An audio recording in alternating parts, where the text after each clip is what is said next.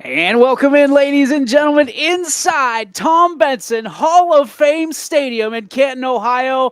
There's only one place that you'd rather be, and that is heaven. And ladies and gentlemen, this is football heaven. If you're a football fan, and for South Range, destination impossible that they have made come true here on the 2nd of December. We are 15 minutes away from kickoff of the first ever South Range State Football Championship game against the Ironton Tigers. And welcome into our broadcast, looking brand new today, a new look as we debut your cast here on YSN. DJ Yoakley with you alongside Gary Niddle and Chris Sigler on the sidelines. And G, when you think about state championships, you think about teams like South Range, like Canfield, like Warren JFK, and they'll be on full display this weekend, my friend. Absolutely. And for the Valley, this is special. It's a special day today. It's a special day tomorrow. Looking back our storied history, we were talking last night. It's been a long time since a public school from the Valley has won a state title. Back in 1999, the Poland Bulldogs were able to do it. And then we were talking about the West Branch team from 1994. It's been a while. 95 with the Lisbon Blue Devils as well. And, today we got an opportunity to get not one but two state titles back to the Valley. And the excitement here, the facilities here are fantastic. If you haven't had a chance to get up here to the Hall of Fame Stadium and the area surrounding it, I know a lot of people were looking at pictures that we had, and it's changed a lot. And it's beautiful, great facilities, great people here, and we're excited. And I know these Raiders are excited. I mean, if you were at the pep rally last night, it was standing room only.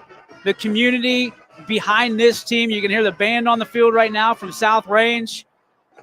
The send-off this morning was packed from one side of the school to the other. There's a lot of community support. There's a lot of regional support for this South Range Raider team. Dan Yeagley, over 2 decades of excellence with the South Range Raiders, a guy who would give you the very shirt off his back if you needed it, is finally has his chance. We had a chance to sit down with Dan Yeagley and some of the players all season, but Tuesday was certainly special, Gary. When I had a chance to sit down with him, I said, when those final seconds were rolling off of the clock, what was going through your mind? What was going through your mind when you knew you were going to the state championship? And he got emotional, took a minute, and he said, we made it. We did it. We're going to the big dance. So not lost on him is this opportunity and what it means after all these years to get to a state championship for these young men that he quotes are incredibly special. That was a special moment at Clyde Stadium last weekend, being down on the field afterwards and giving them a big hug, and, that he did do it. And, but they're not done. And, it was a special moment Tuesday that you had with not only Coach Yeagley, but with the team. And, the goal was to get here, but the goal now is to win the whole thing. And I think this team has, the makeup. And Coach Yeagley talked about it. They're playing for the teams of the past and so forth. But this team's special. And, they've shown it all year. And I think they're going to show it here today. I think they're ready to go. They are facing a formidable foe in Ironton. They're no stranger to this game. This is the first one for South Range, but Ironton is, in their program's history, has made it to 14 state semifinals, and this is their 11th state championship game. But they have not won a title since 1989, and they have 2 total. They won one in 1979 and 89. So it's been a while since they've taken it all home, and let's hope that it's another year that they got to wait to get that next title. And hopefully South Range, we're hoisting, as you like to say, the colors when this is all said and done. Well, we've hoisted colors for 15 straight games here, and now it's an opportunity to hoist the trophy, the one that matters. And we're going to try to go down to the sideline where we have Chris Sigler. Siggy, I know it's a big game for you as well. First ever state championship for you. What are you looking forward to in this ball game? Guys, I'm beyond excited. The atmosphere down on the field is incredible, especially when the fans are on the field. I'm looking for just some raw emotion today out of these kids. They're excited to be here.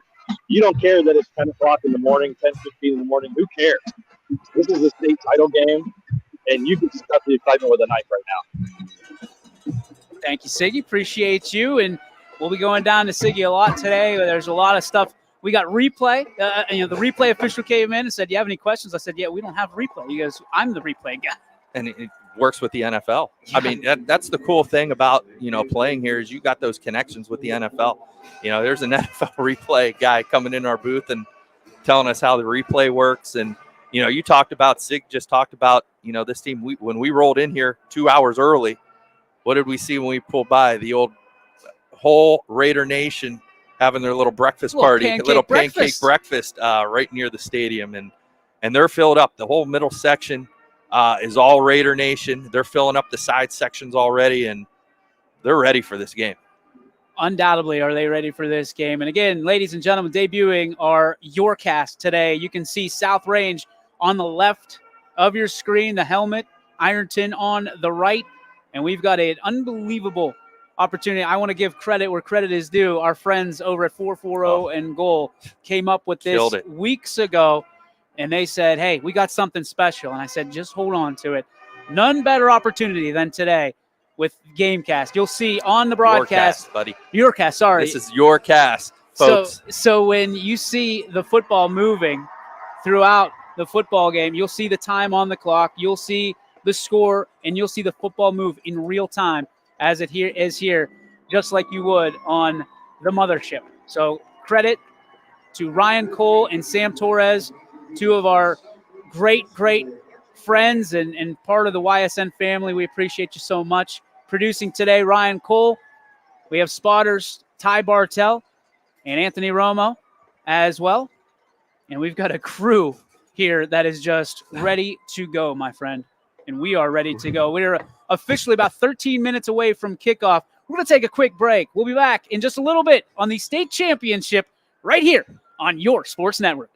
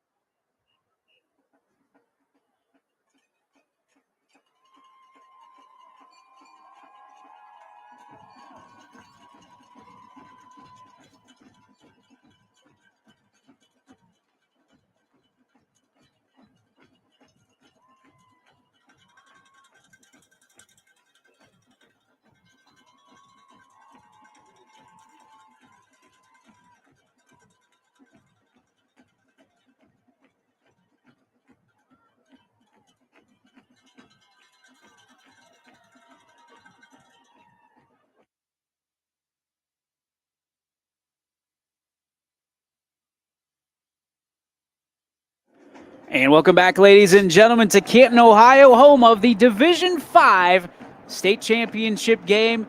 South Range awaiting in the locker room. You can only imagine what's going on in their minds right now, Gary. I mean, you see the locker room speeches in Hollywood.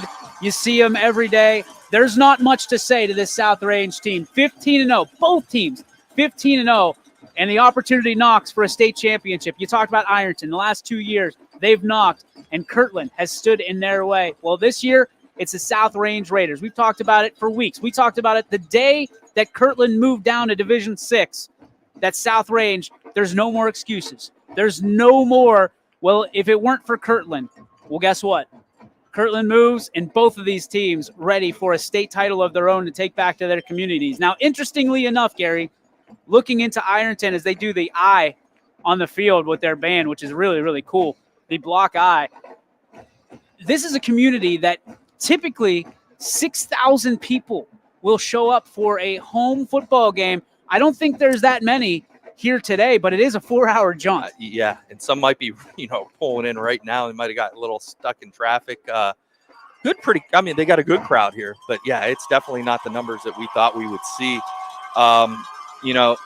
When we look at this game, we know about South Range's 20 seniors and, what they bring to the program. Ironton's got, a really talented senior group and a great story. I guess we'll kind of talk about it maybe throughout the broadcast, but their quarterback, Tayden Carpenter, was born deaf, and he has ocular implants that he uses, and he's kind of had his own struggles and dealt with a lot of things to get him where he's at today. And, tip of a cap to him, the fact that perseverance that he has taken and to lead this team. He's a left-handed quarterback, which is another thing you don't see a whole lot of, especially at the high school level. A lot of coaches don't really tend to like a left-handed quarterback because they got to, change a little thing here and there with their, skill set and so forth. But great story with him. He's a great player. He's got an offer from Charleston, which is a Division II school. He has Ivy League schools looking at him. So very talented at the quarterback position.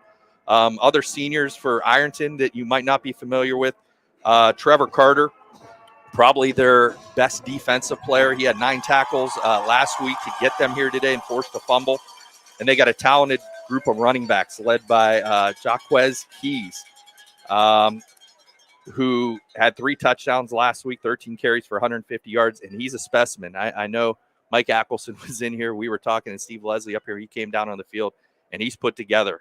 He's a very big, strong kid, and that's something that South Range is going to have to contend with tonight. And a young man going to Wisconsin, correct? Yes, he's correct. On his way to Wisconsin. We've heard all about the D1 commitments that this team possesses, and when you talk to Coach Yeagley, you talk to these individuals from South Range, they say that's great.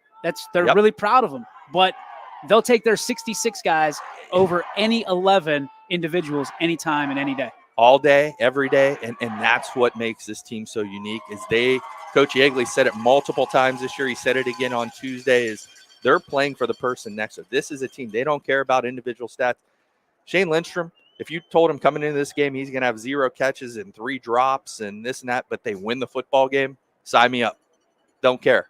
And that's what this team is all about, is just doing something else to pick up their players, whatever it has to be.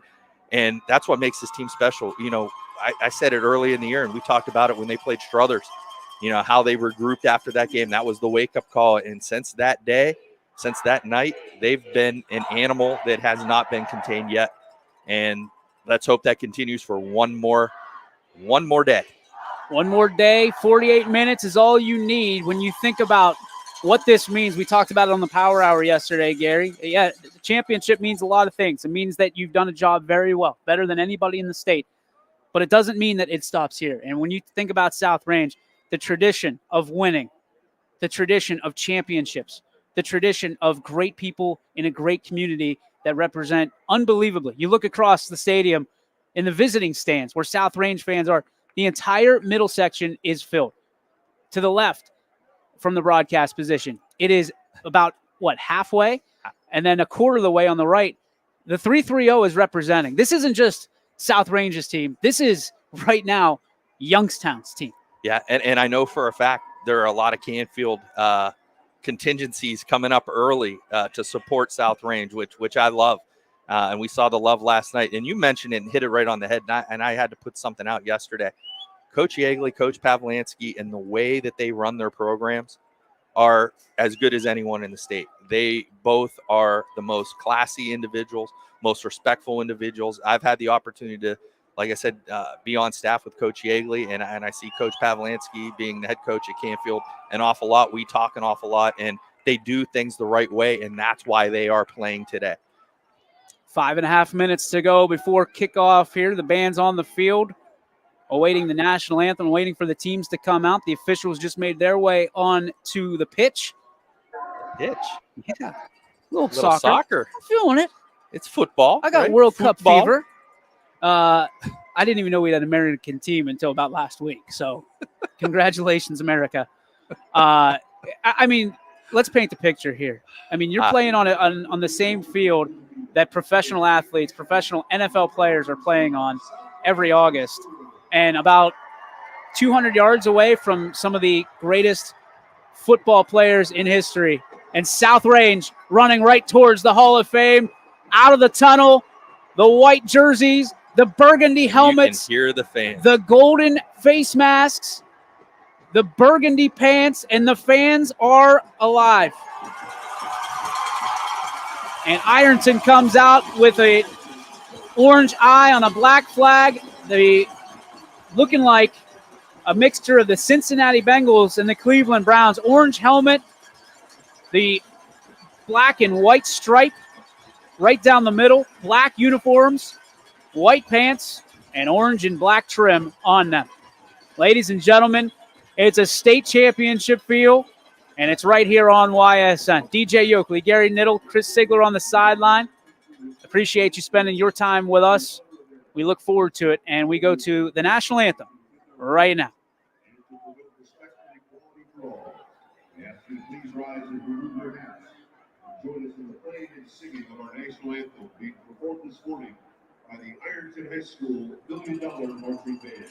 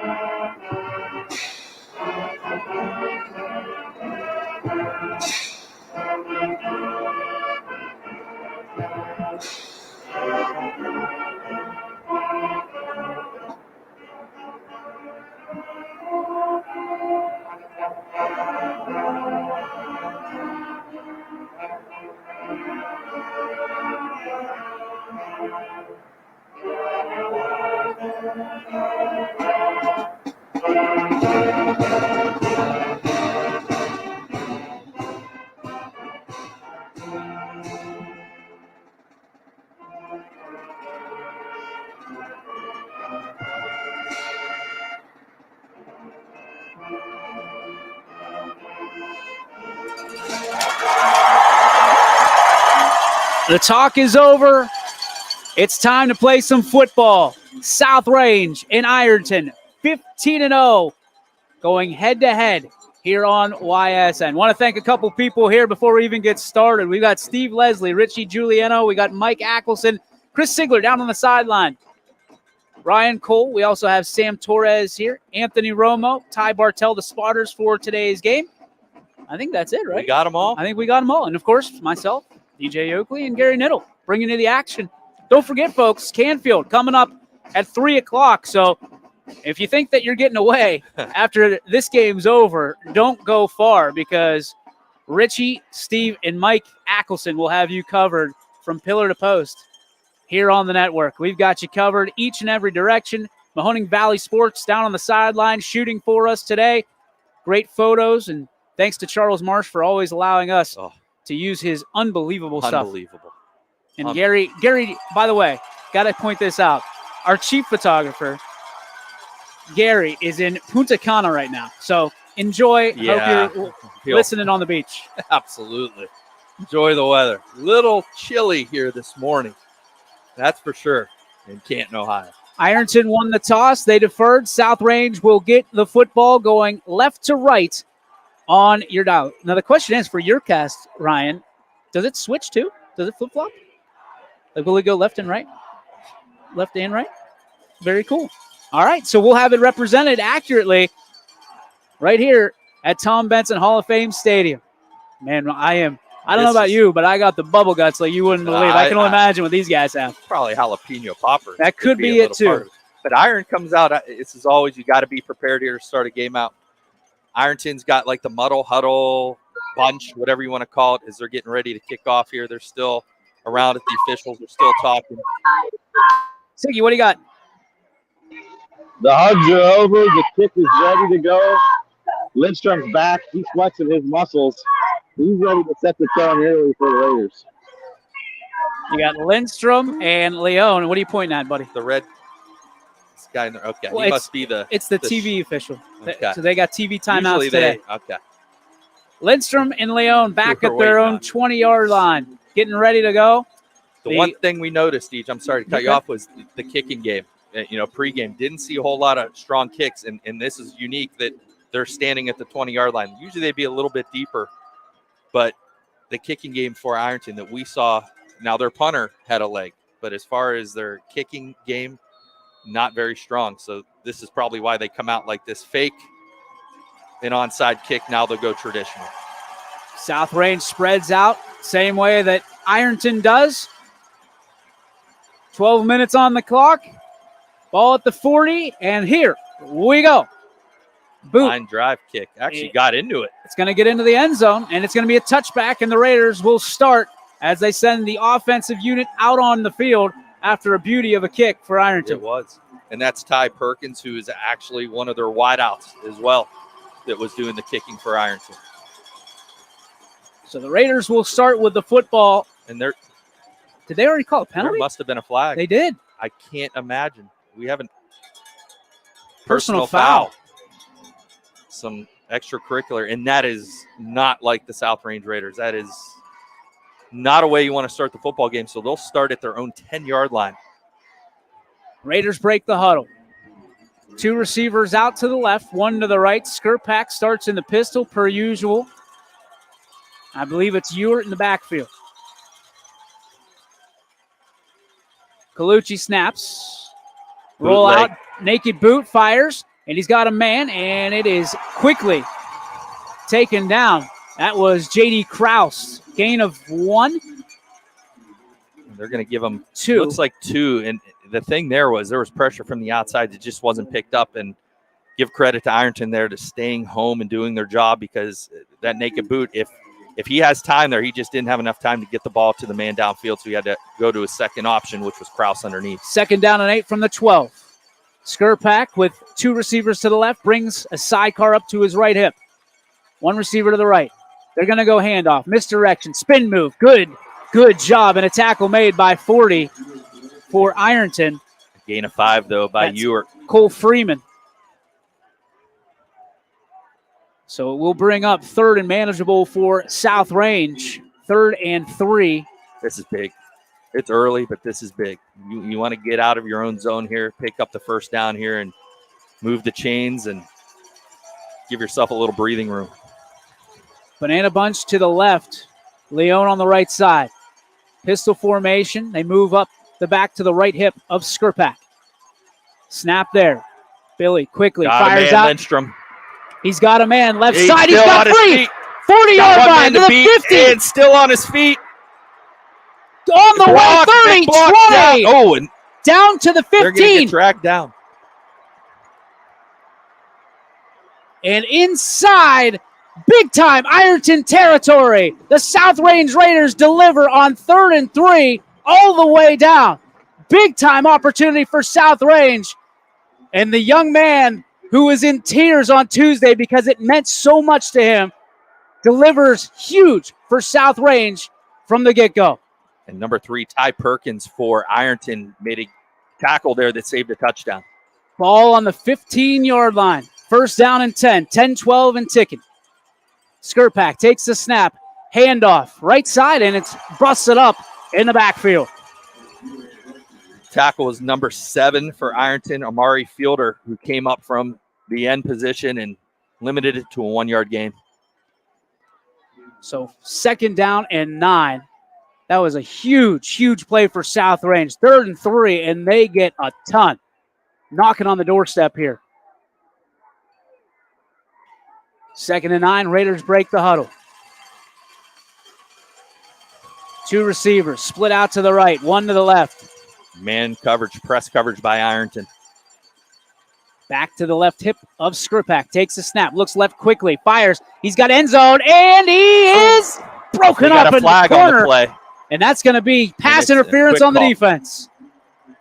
So that'll set up things. The intended receiver, Aiden Leone, and he was toggled with in the corner. With number 22, C.J. Martin, that's who the flag will be thrown on, and that's going to give South Range.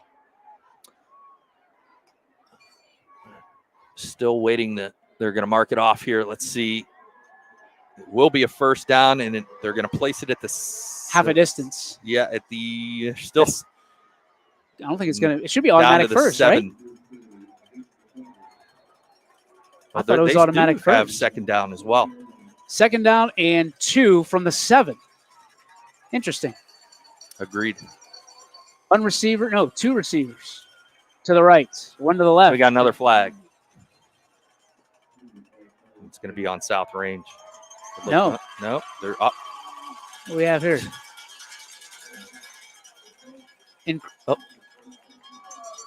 Encroachment on the offense.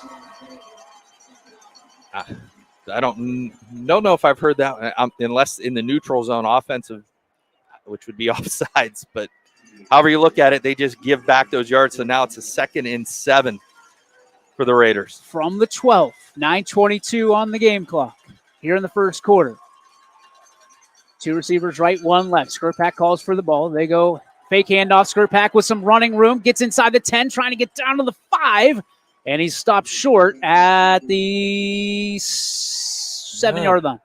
Looks like the 7-yard line. So it's going to bring up a 3rd and 2 here for the Raiders. Looked like he had a little room there on his cutback, and then it closed very quickly by this linebacking core led by Trevor Carter for Ironton. So another big spot here for both teams. Clock under the 9-minute mark. Raiders have knocked off 3 minutes already of game time. 1 receiver on each side. Skripak back in the backfield in the pistol. Skripak checks with me, brings the back up to the right side. They're going to go. Got a chance. He's got room. He's got a touchdown. Billy Skripak into the end zone. Touchdown, Raiders. Credit that right side of the line, opening up a gaping hole that Skripak was able to just untouched into the end zone there. What was that, 5 or 7-yard touchdown? 7-yard touchdown for Billy Skripak on the QB keeper. And you talk about dual threats, doesn't get much better than 17. No, it doesn't. And we got 2 of them from the area today that can just take over a game in Billy Skripak and Brock Lowry. Hold is good. Kick is up. Butcher puts it through the uprights. It's 7-0 South Range. We'll take a break. Back after this on your Sports Network.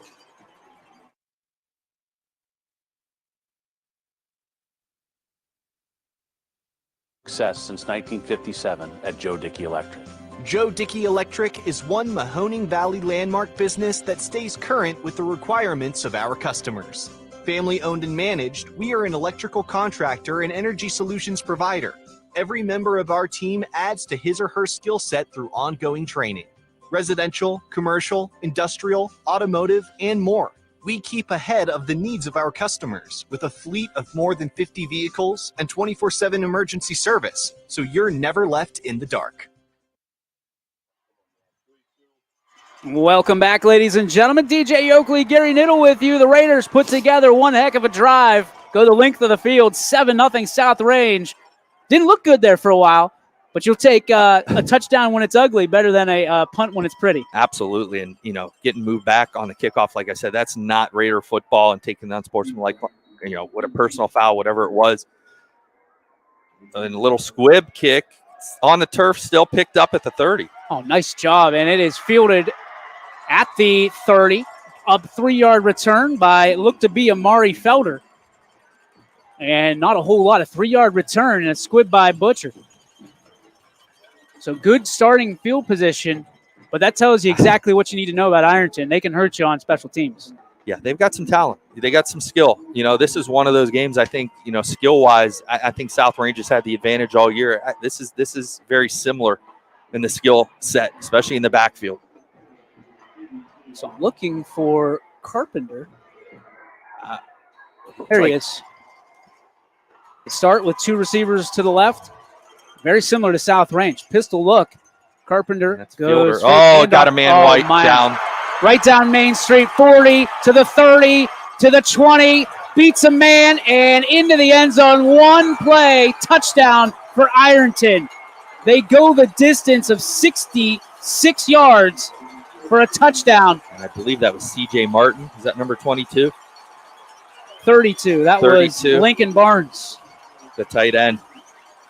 And that was The play. very mirror image like. That looked like a route that Raider fans are used to seeing J.D. Krause run. So Ironton wastes no time getting back on.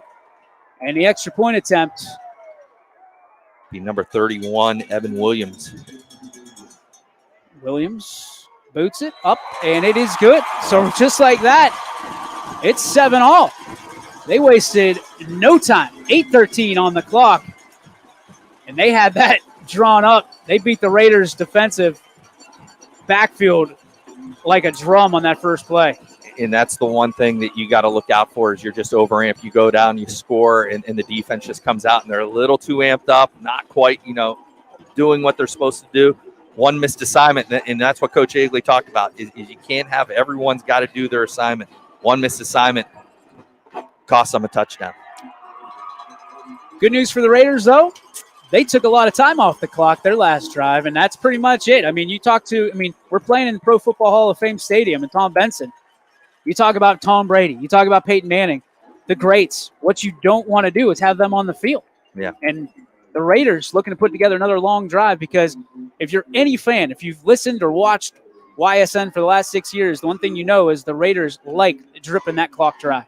They do. And now if you're going to look for a silver lining, Ironton's defense was on the field for those 3.5 minutes. Now they got to go back on the field for, they didn't get much break. So I guess that's the silver lining with the touchdown there, Deej, if we're going to look for one. They're taking a TV timeout. We're keeping it here right now. Again, thanks to everybody that's tuning in. If you're watching us on Facebook, we'd love to hear from where you are tuning in from. Gary Niddle, DJ Yoakley with you. Chris Ziegler on the sideline. We'll go down to Chris here in a little bit when the Raiders start their drive and try to get the emotion on the sideline. So the Raiders are going to come out. Ironton's going to come out. I'm going to put the ball on the tee here, and like Ironton likes to do, they're going to do a little bunch here all around each other. I'm sure they're going to do the same thing. They probably do it every single time, is whether they're going to go onside kick, they're ready for it. If not, they'll step back into their traditional kick. But the Raiders are ready up front. 6 Raiders right at the 50-yard line. And they do kick it out of that bunch formation, and it goes right into the end zone. So that's 2 touchbacks. No dirty laundry on the field this time, so the Raiders will get their starting field position a little better to start this one. We'll head down to Chris Ziegler. Siggy, what do you have? What's it like down there? No, maybe not. We'll get back to him. A little technical difficulties. We'll figure it out here. Here come the Raiders for possession number 2. Raiders on the 20-yard line. 2 receivers out to the left and doubles to the right as well. Skripak with the back behind him. Warms his hands on this chilly December day. Brings up the back to the left side. Skripak scans the defense. Man in motion. And they're going to give the end around, trying to cut back for a yard, and they get maybe that. Back to the line of scrimmage at most. And Lindstrom there tried to gain the edge, saw he wasn't going to be able to get outside, tried to make a cut, tried to get up inside the defense, and that linebacking crew was right there for no gain. Clock ticks under the 8-minute mark. Tie game here. Ironton, if you're just tuning in, 1 play, 64 yards. South Range taking the majority off on the first drive of the ball game. 2nd down and 10 from the 20. Right side, 1 receiver, 2 receivers actually. Here comes Skripak, naked, boot, fires. He's got Lindstrom again, makes a jumping catch, and he is taken out just shy of the 40-yard line. Shane Lindstrom again. This young man almost destined to have a big day. Oh, he was wide open there, and Billy did a great job. Was getting pressured from behind the end. The right end kind of got through, almost got a hand on him, and Billy was able to get it out to Lindstrom and moving the chains up to the 38 here. 2 receivers split out to the left side, 1 to the right for Skirpak. Back in the backfield again. Billy brings him up to the right side. Takes a snap. And he is going to give the handoff to Ewert. Ewert moving over the 40-yard line, trying to get to the 45. It looks like they're going to give him the 44 and some change. And the decision there by Ewert was to kind of cut up. I think he had the outside there if he wanted to continue. Decided to cut up, make the try to get north and south, get positive yardage, and a great start anyway. 7-yard gain for the Raiders as they continue to move the football here on their second possession. The clock now, down to 6:38. Yeah, ticking towards that 6:30 mark. 2 receivers again to the left. Back in the backfield, extra protector for Skirpak. Up to the left side comes Ewert. E-Train. Takes the football. Oh, what a block. Cuts. He's got some room. Spins off a man and gets to about the 46-yard line where he's taken down. And it's going to be 3rd and short for South Range. And Gus Valentine absolutely pancaked the end there. But once again, that linebacking crew, number 15, was that Landon Wilson came up and made a tackle there to prevent the first down. Now it's a 3rd and short. 3rd and 2 from the 46. 2 on the left side, 1 on the right. Back to the right for Skirpak. Pressure. Hard count, tries it. Doesn't get anybody to jump. Clap, snap, there's the flag, and we're going to get it. False start. Yep. And that's going to back the Raiders up 5 paces. And we talked about penalties, man. This is not good for South Range. The 3rd penalty on them, I believe. Yep. And I know in the game last night up here, I know some that came up here, there were like 20-plus penalties in that game. And, with these officiating crews, they're great, but a lot of them haven't worked together. And, obviously their eyes are going to be a little bit more glued than you would have in a regular season game. So got to pay close attention to that, both offensively and defensively. Discipline. Different pages on the playbook for 3rd and 2 and 3rd and 7. So the Raiders will trot out trips to the left. Skirpak, and he's got it back to his left as well. Takes a snap, looks left. That's the only way to go. Fires. He's got a man. Oh, my goodness. Almost brought in one-handed by, is that Lindstrom? Yes, it was. It was. And his eyes were not, they were not in sync there. That was thrown a little beforehand. If he could have just turned around a split second sooner, I think he makes that catch. He might have been gone too. But it's going to be 4th and 7. The Raiders will send out their punt unit, and they will try to pin back the Tigers deep in their territory. And the wind has died down. Not much wind right now. Was a little bit into their face, but it looks like for the time being there won't be much wind to contend with here. Play clock's down to 7. Calling for it. Is that Toy? I believe it is. He boots it away, and this is not a healthy kick. But it's going to take a Raider bounce. Don't touch it. Don't touch it. And it'll roll to about the 33-yard line, where that's where Ironton will start. And eerily, that's almost where the exact spot was that they started the last time. So it took Ironton 1 play to go the distance. Let's see what they do here. Well, Ironton forced their first chance to get South Range to punt the football away. Now it's South Range's turn to try to return the favor.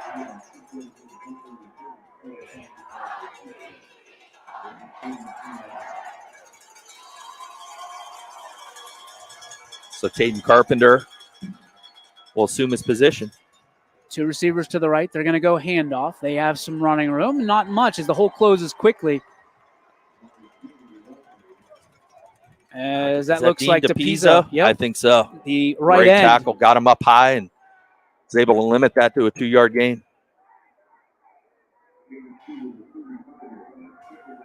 So Carpenter going to bring the play in himself.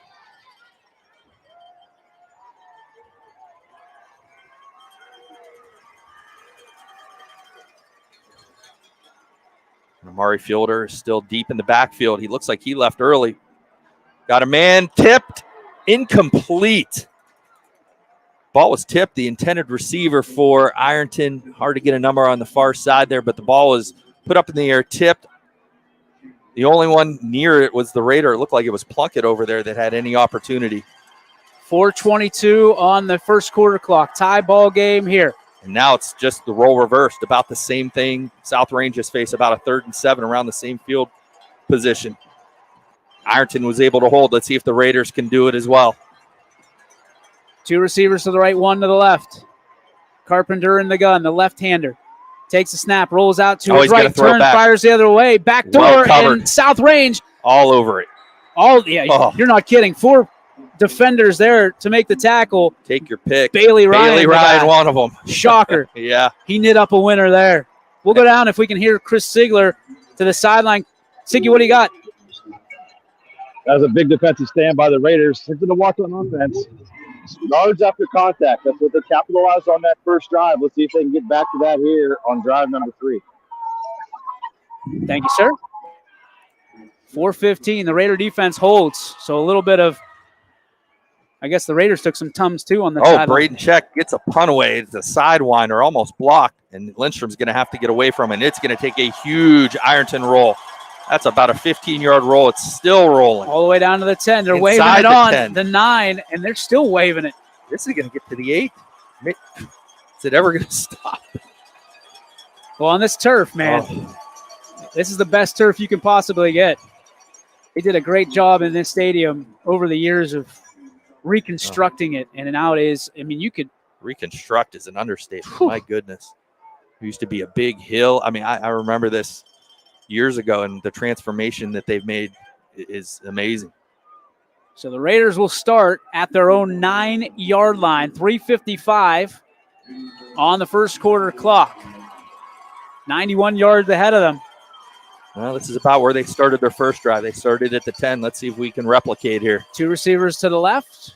Back brought up next to Skirpak. Takes the snap. Billy looks left. Looking, firing over the middle, and it's just off the hands of Lindstrom and almost intercepted.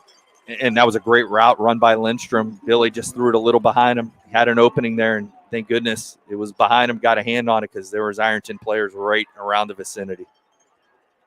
So the Raiders rolling the dice with their backs against the goal line. What an atmosphere it is here. Lindstrom will split out to the left side. Leone to the right side. An additional receiver in the slot for South Range. Ewert to the right of Skirpak in the shotgun. Takes a snap, and they're going to go to Ewert. Right into that line. E-Train, not a whole lot of running room. And it's imperative, we talk about the Raiders, to control that line of scrimmage and to be aggressive. We talked last week. I mean, for them to have to go to the air so much is not the South Range way. But they did it successfully, and they got the win. They did, and I think coming in today, that's kind of that's what they want to do. I think they see a weakness in the secondary for Ironton, but you still got to establish that run. 2 receivers will trot their way out to the left. I think it's the Killer L's, Lindstrom and Leone. Extra protector, Ewert up to the left side. Skirpak rolls to his left, looking downfield, firing, trying to find a man, and did he bring it in? No, he didn't. And there was a lot of contact there. A ton. I mean, no flags on the play, but if they're going to let them play like that, there's contact both ways. So it'll bring up 4th down, and Siggy, we're going to go to you. Yeah, that play was right in front of me, guys, and I think it's size on size with Leone, and they're going to let that go with these 2 players going at it the rest of the way. So 4th down, Toy's going to be in his own end zone, standing right dab in the middle of the Fame in Hall of Fame Stadium on the left side of the broadcast position. Snap is good. Punt is away. And it's going to be fielded at the 30. They're going to mark him at the 29. And my goodness. That was a dicey call on that returner. He came up at the last second, decided he was going to make a play on it. And thank goodness he held on to it for Ironton. Gives them great field position. But Sean Terry, that was Landon Wilson again. Oof. was able to hold on to it. And now Ironton has great field position here on their third possession. The one thing we did look at in warm-ups, Gary, was Ironton not really great on field goals. No, didn't see much, but in games, things change. 2 receivers right, 3 to the left. Quickly fires. And baby, what a hit. Krumbacher lays the lumber. Whoo! That was a good throw there by Carpenter, and the receiver got a hand on it. But just as he got a hand on it, he got leveled. Wow. Big hit. Krumbacher, who got the intended receiver, was out of the backfield, Amari Fielder. And ouch. Felt that one up here. 1 receiver to the right. Things tight in the backfield. Fullback and halfback behind Carpenter. Under center. Takes the handoff. Nowhere to go. The Wisconsin commit eaten up by Bailey Ryan again. Eaten up is that's a good word right there, right at the line of attack. Woo! And now They're laying the Ironton lumber. doesn't get back to the line of scrimmage. Lost maybe a couple inches, but that's inches nonetheless they didn't get. And now. And talking about that kicking game, DJ, this is it, 4 down territory here? I think you have to. 1 receiver to the right. Eye backfield again for Ironton. They're going to drop back. Carpenter, good coverage. Nowhere to go. He scrambles out of trouble, fires down the sideline, has his man, and broken up. Incomplete. Cool. Just in and out of the hands of Looked like number. Ty Perkins. Yeah, was that 3? Yeah, Ty Perkins was there. Great. Give credit to Carpenter for escaping not once but twice, and then actually giving his receiver a chance there, and came up empty as the Raiders were right there to make a hit contact. So we got 4th and 10, Deej. They're going to go for it. They're going to send 2 receivers to the left. Perkins going to go over to the right. Carpenter in the gun. Sidecar to his left. Rolls to his left. Looking, firing downfield. Broken up, incomplete, and the Raiders take over.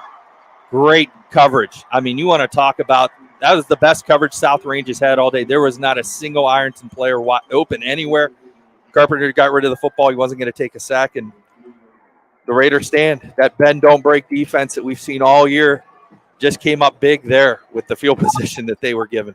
Siggy. Big stand by that Raider defense. The Uglies up front are controlling the line of scrimmage so far. Undersized as they are, they're really showing the will up front today. 2 receivers as the Raiders open up again to the right side. Lindstrom in motion. Misdirection, handoff. Ewart in the backfield. He is taken down. They're going to give him his forward progress at the 30, so it'll be a no gain. And 2nd and 10. This is like looking in a mirror up front defensively, trying to run the football. Both teams are trying to run the football, and neither team has really had much success. You know what they say, you can't win it early, but you can certainly give it away early.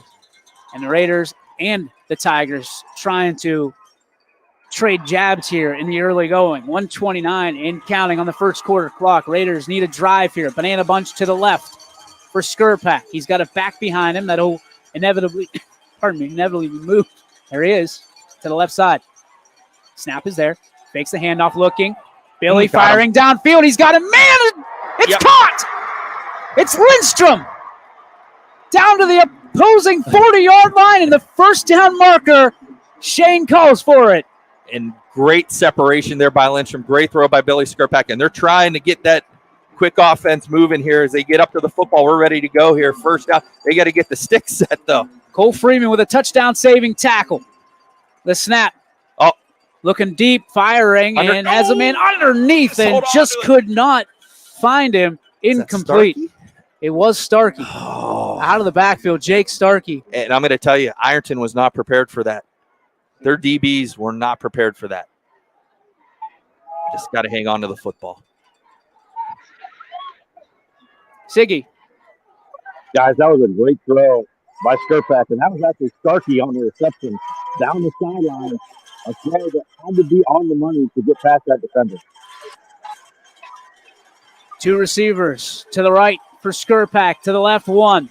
Moves his back up to the right side. Man in motion, it's Jake Starkey. Skurpak takes a snap, looking downfield, firing. He's got a man trying to throw him open, and a little bit of contact, no call, incomplete, third down. I'm not sure that those routes were run correctly. So there were 2 Raiders in the vicinity there, and that's usually not a Coach Allegretto. They like to spread it out a little bit, have a little over-under, but they both look to be in the same identical spot there. I think there was just something was amiss. You could tell that the first look for Skurpak wasn't there, so he went through his progressions and threw into a trio of Ironton defenders. Speaking of trio, we got a trio of receivers, 2 to the left, 1 to the right. Skurpak takes a snap, fakes, nope. Little trickery. Flea flicker downfield. Oh, he got pushed. That's going to be a flag. Down the sideline, doesn't matter. It's going to be touchdown.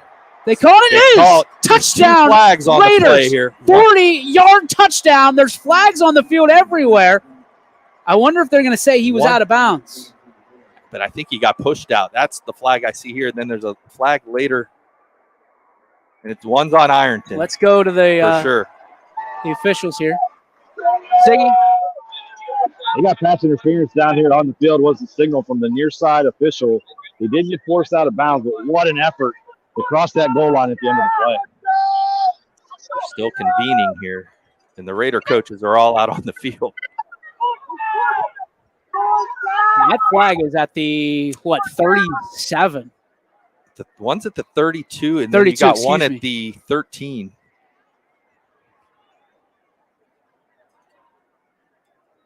Oh, boy, and this is a good one. They're explaining it to Dan. That's not good.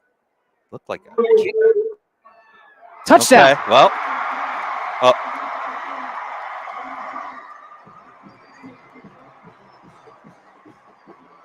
So they go 2 penalties, and they'll take it on the kickoff. And it's going to be against Ironton. Correct. So touchdown, 40 yards. Who even was that? I didn't even get that. I think it was Leon. We're too busy. It was Kraus, guys. Kraus. It was Kraus. There's 20. Thank you. Let's say Aiden's got sleeves on. JD doesn't. And it's a touchdown for the Raiders. And the Ironton fans not approving because Kraus was out of bounds, but he was pushed there. And usually they would go to replay on that. Snap is up. It's good. And it's 14-7 with 42 seconds to go. Oh, we got a flag. And we'll hold here, but we'll go to a break here in a moment. Although they're running off the field, this has to be on Ironton. Running into the kicker.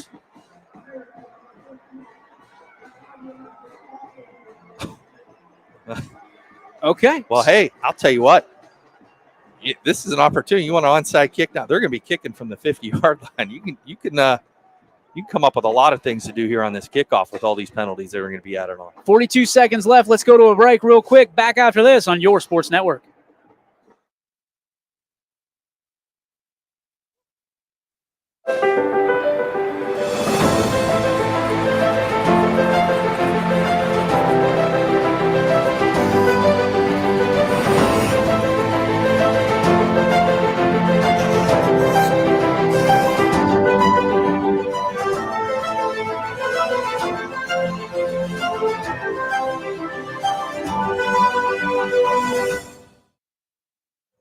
Welcome back, ladies and gentlemen. DJ Yoakley, Gary Niddle, Chris Sigler on the sideline here. The Raiders up 14-7 with 42 seconds left in the first stanza.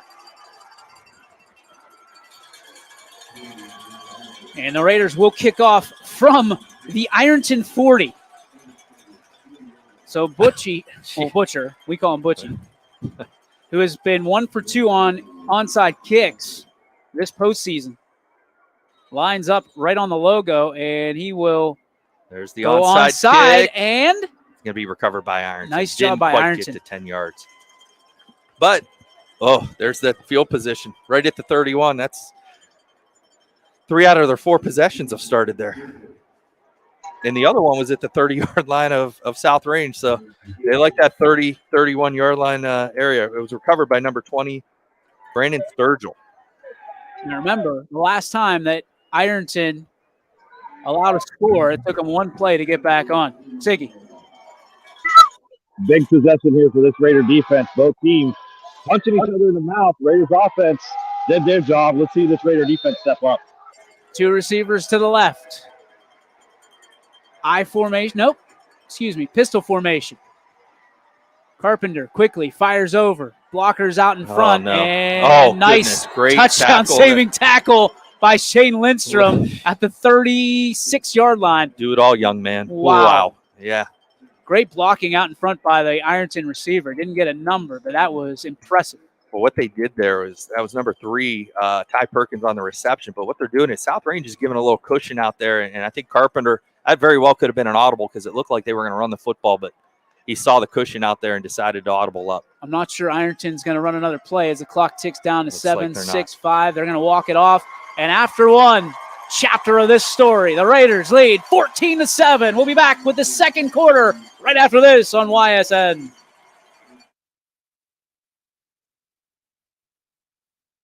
Or our famous pepperoni rolls. Big game favorites. Order now and beat the rush. Coca's Pizza, we serve it hot.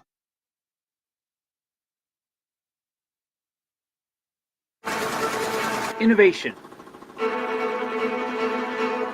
Scale. These 3 values are those we look forward to in our business and in our team.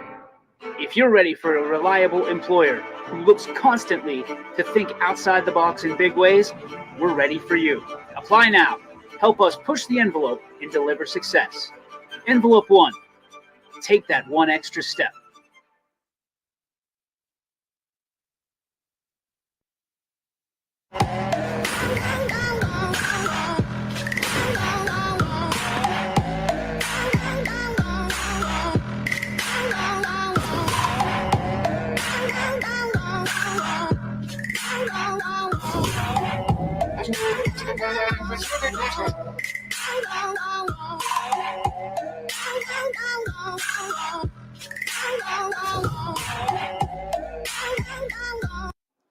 And welcome back, ladies and gentlemen. DJ Yoakley, Gary Niddle, and Chris Ziegler on the sideline. 14-7 South Range. If you're just tuning in, we got a slobber knocker, a barn burner, whatever you want to call it. Do not call it off, because this is going to be one, if any indication by the first quarter, you're going to want to listen to for the rest of the way. Gary, thoughts on the first quarter? I mean, just looking at some of the stats, South Range controlled almost 9 minutes of the 12 minutes with the football, has outgained this Ironton team 184-75. And it's been mainly through the air of Skirpak, who's 6 for 11 for 158 of those yards. Let's go down to Siggy for an update. Guys, we're talking about the penalties, cleaning it up down here on the sideline. Coach Yeagley just keeps way too disciplined to start having those issues in the state title game. We'll see how they react moving forward. Ironton opens up on the 37-yard line. 2nd down and 4 here to start the second quarter. We got a flag, ball on the ground, and recovered by the Raiders. Looks like Starkey got on it, and it's going to be on Ironton. That should be South Range football. There's 2 flags, 2 beanbags. So South Range will wait on the call here. Oh, pre-snap. Decline. First down, Right. South Range. Oh. What a break in the game here. 5 seconds in. The Raiders go for the strip. They get it. Coughing it up was Jaquez Keys. He's not had a good start. That's his second carry. The first carry went nowhere. The Wisconsin commit struggling early in this football game. Raiders got to make him pay here. 2 receivers split out to the left side. The Raiders, like you said, got to make them pay. Opportunity knocking here for the Burgundy and Gold. I feel Leone. I feel he's due here. Skirpak bringing Lindstrom. Got Fake, looking downfield. And they've got a man at the 15, the 10, the 5, and inside the 5-yard line, it's J.D. Krause. And South Range keeping it going. And credit Aiden Leone there. Yes, he didn't make the play, but he took 2 coverage, brought the safety over. Krause was able to go down the seam, and Billy hit him in stride. Without a doubt, the first look was Leone. It was a pump fake the entire way to Lindstrom, Leone was the first look, and they settled for Krause, which isn't a bad second nice option. triumvirate there, huh? Punch it in, boys. First and goal at the 5. Ball at the 5-yard line where Krause's knee went down. Krause splits out to that right side. Bunch over to the left, including Lindstrom and Leone. Lindstrom in motion. Skarpak up the middle. Touchdown Raiders. That offensive line up front is dominating right now. Dominating this Ironton team that probably has not been dominated all year, much like we saw last week. Billy Skarpak strikes again. Second touchdown of the game for the big fella. He's had a rough week. He's been paddling a little bit of a cold, and he battles his way into the end zone right there. Butcher on to kick the extra.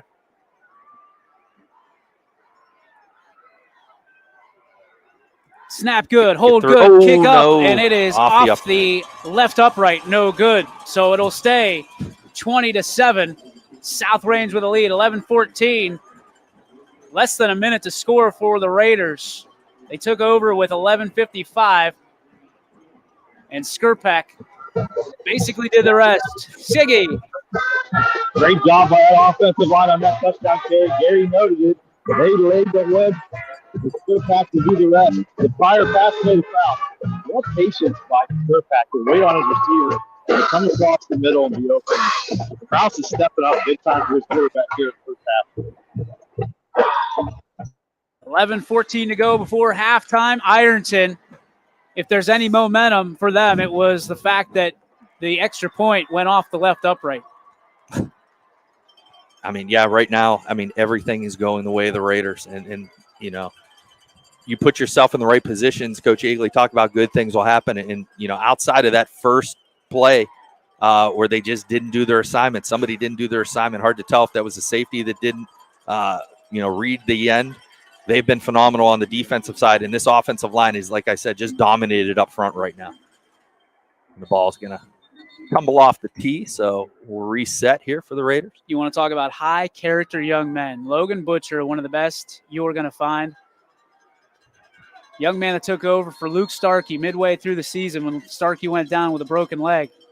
He boots it away, and it's going to be fielded at the 19-yard line. Ironton looking for some space. The Raiders are everywhere. And only, about a 6-yard return? Yeah, it was number 15 again, Landon Wilson on the return. And up until this point, going into this drive, Ironton has -1 yards rushing. What's that tell you about this defensive front for the Raiders that we've seen all season long? We talked about that brick wall. Stay humble, stay hungry. The Raiders up by 2 scores right now, 13 points.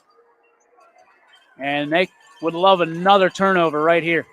And it looks like their Keys is not going to be out there. They're going to go back to Fielder as the tailback. Or no, he's still in there up back. No, he's not. It is just Fielder. Trips to the left, one to the right. Carpenter takes the snap. The southpaw looks. Oh, he's tripped up, trouble. and he's going to be brought down from behind again.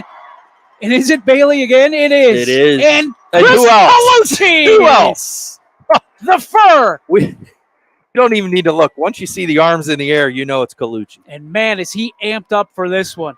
He comes out feeling and looking like T.J. Watt. And once again, we've been saying this all year long. Give credit to these DBs. Great coverage is leading to these coverage sacks. 2 receivers split out to the left for the Tigers. Looking an awful lot like the Raiders. This time under center goes Carpenter.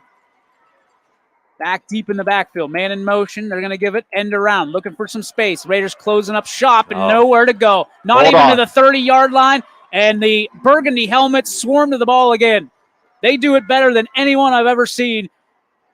And that includes college and pro. And once again, Chris Colucci's in on the tackle there from his other side of – he's on the right side of the line, comes around, makes a play there. And now he's doing jumping jacks, getting this Raider crowd pumped up here, amped up for a 3rd and 7. The heartbeat of the South Range Raiders wears 58. 2 receivers out to the left. Carpenter stands at the 25 in the pistol. They're going to try and go up the middle. Nothing happening there. It's going to be 4th down.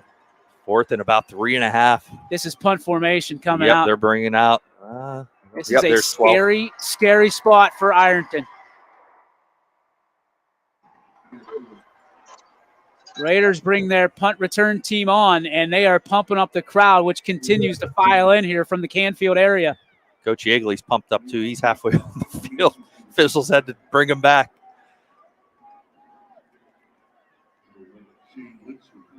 Lindstrom back. The punt Oh, is it's blocked! The Raiders going to pick it on! Don't just get on it. Starkey, I believe, or is that Toy? It's Knopf, I think. Or is it Knopf? 20. Who do we have? 29. That's Toy again. It is Toy. Canton Central Catholic, the same exact play. The Raiders with a punt block, and they have the ball inside the 10-yard line with plenty of time to go. Guess who blocked it? Bailey Ryan. Bailey Ryan? Is it? Oh, my. Let's watch a replay here. It was. He got his big paw up there. The big knitter.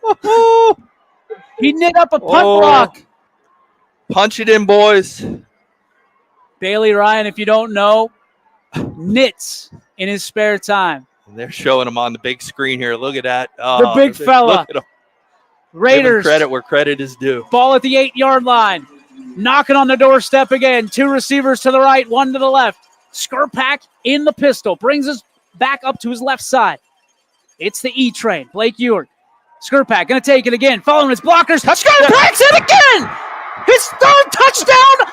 Billy Skurpak, have a day, young man. 8 yards out. Skurpak mania is running wild here in Canton. He ain't sick. It's all a ploy. Let him think you are.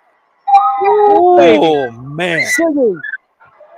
The thoroughbreds are running now out front for the Raiders. Skurpak taking control of this game right now. 4 rushes, 25 yards for Skurpak, and 3 TDs. Butcher on to kick the extra. Puts this one up and no good again. So back-to-back misses. Not sure what's going on there, but that needs to be taken care of. Raiders up 26-7. 8:56 to go. Defense is handling it, but the offense looking pretty good too. We'll take a break. Back after this on YSN. When your vehicle needs service, our award-winning team will get you back on the road. No worries. That's what going the extra mile means. Only at Greenwood Chevrolet.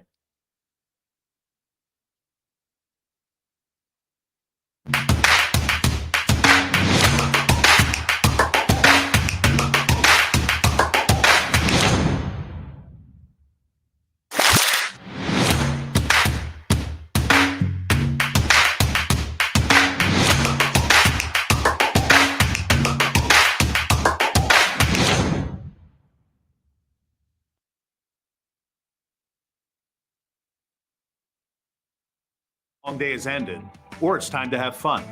It all starts with the people at Joe Dickey Electric. From replacing a light fixture in your home to building a substation for your business, no job is too big or too small. The people of Joe Dickey Electric power them all.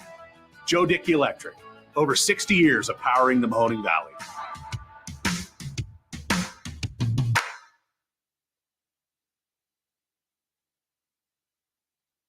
Make things happen. For you, college is about knowledge being shared and learning experiences that aren't limited to the classroom. On campus, you want to matter. It's about engaging every day, building relationships with students, with mentors, with the community, in the heart of a reinvented city.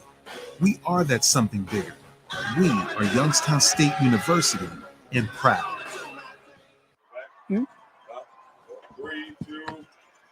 And welcome back, ladies and gentlemen. 8:56 to go here in the second quarter. DJ Yoakley, Gary Niddle, and Chris Sigler down on the sidelines. That place down there, Siggy has the Raider fans at his back. He's got the Raiders to his right, I believe. I lost him. Yeah, Siggy, what's it like down there? Electric. That's the word you can describe it down here. These players are feeding off these fans. These fans are not sitting down. They know what this big lead right before the half means, and they're not satisfied. That's for sure. Well, we were talking in the booth after we get to this kickoff. That's another pooch that's going to hit and touched by Ironton. This is trouble Picked for the up. Tigers. You got to hold your lanes, and they do. And Ironton is going to be inside their own 15-yard line to start this drive. It is Murphy's Law. Aiden Dominguez comes down and finishes it off there to keep the Tigers inside their own 15. No shock there. We were talking in the press box here about last night's game. It was what, 28-7 you said? 28-7 at half. Then you think back to the Ursuline game, the game nobody wants to talk about, but there is no let up here. You got to put the premium gas in the tank right now, and you got to empty it for the rest of this ball game. And trust me, defensively, Coach Rock, I guarantee you has had the conversation. They're going to empty the playbook here. They got to try to get something going. Be prepared for anything. Snap, Carpenter goes handoff right side, and that's some space. That's and Keys with his first positive break of the game, and he gets a first down on a 12-yard jaunt.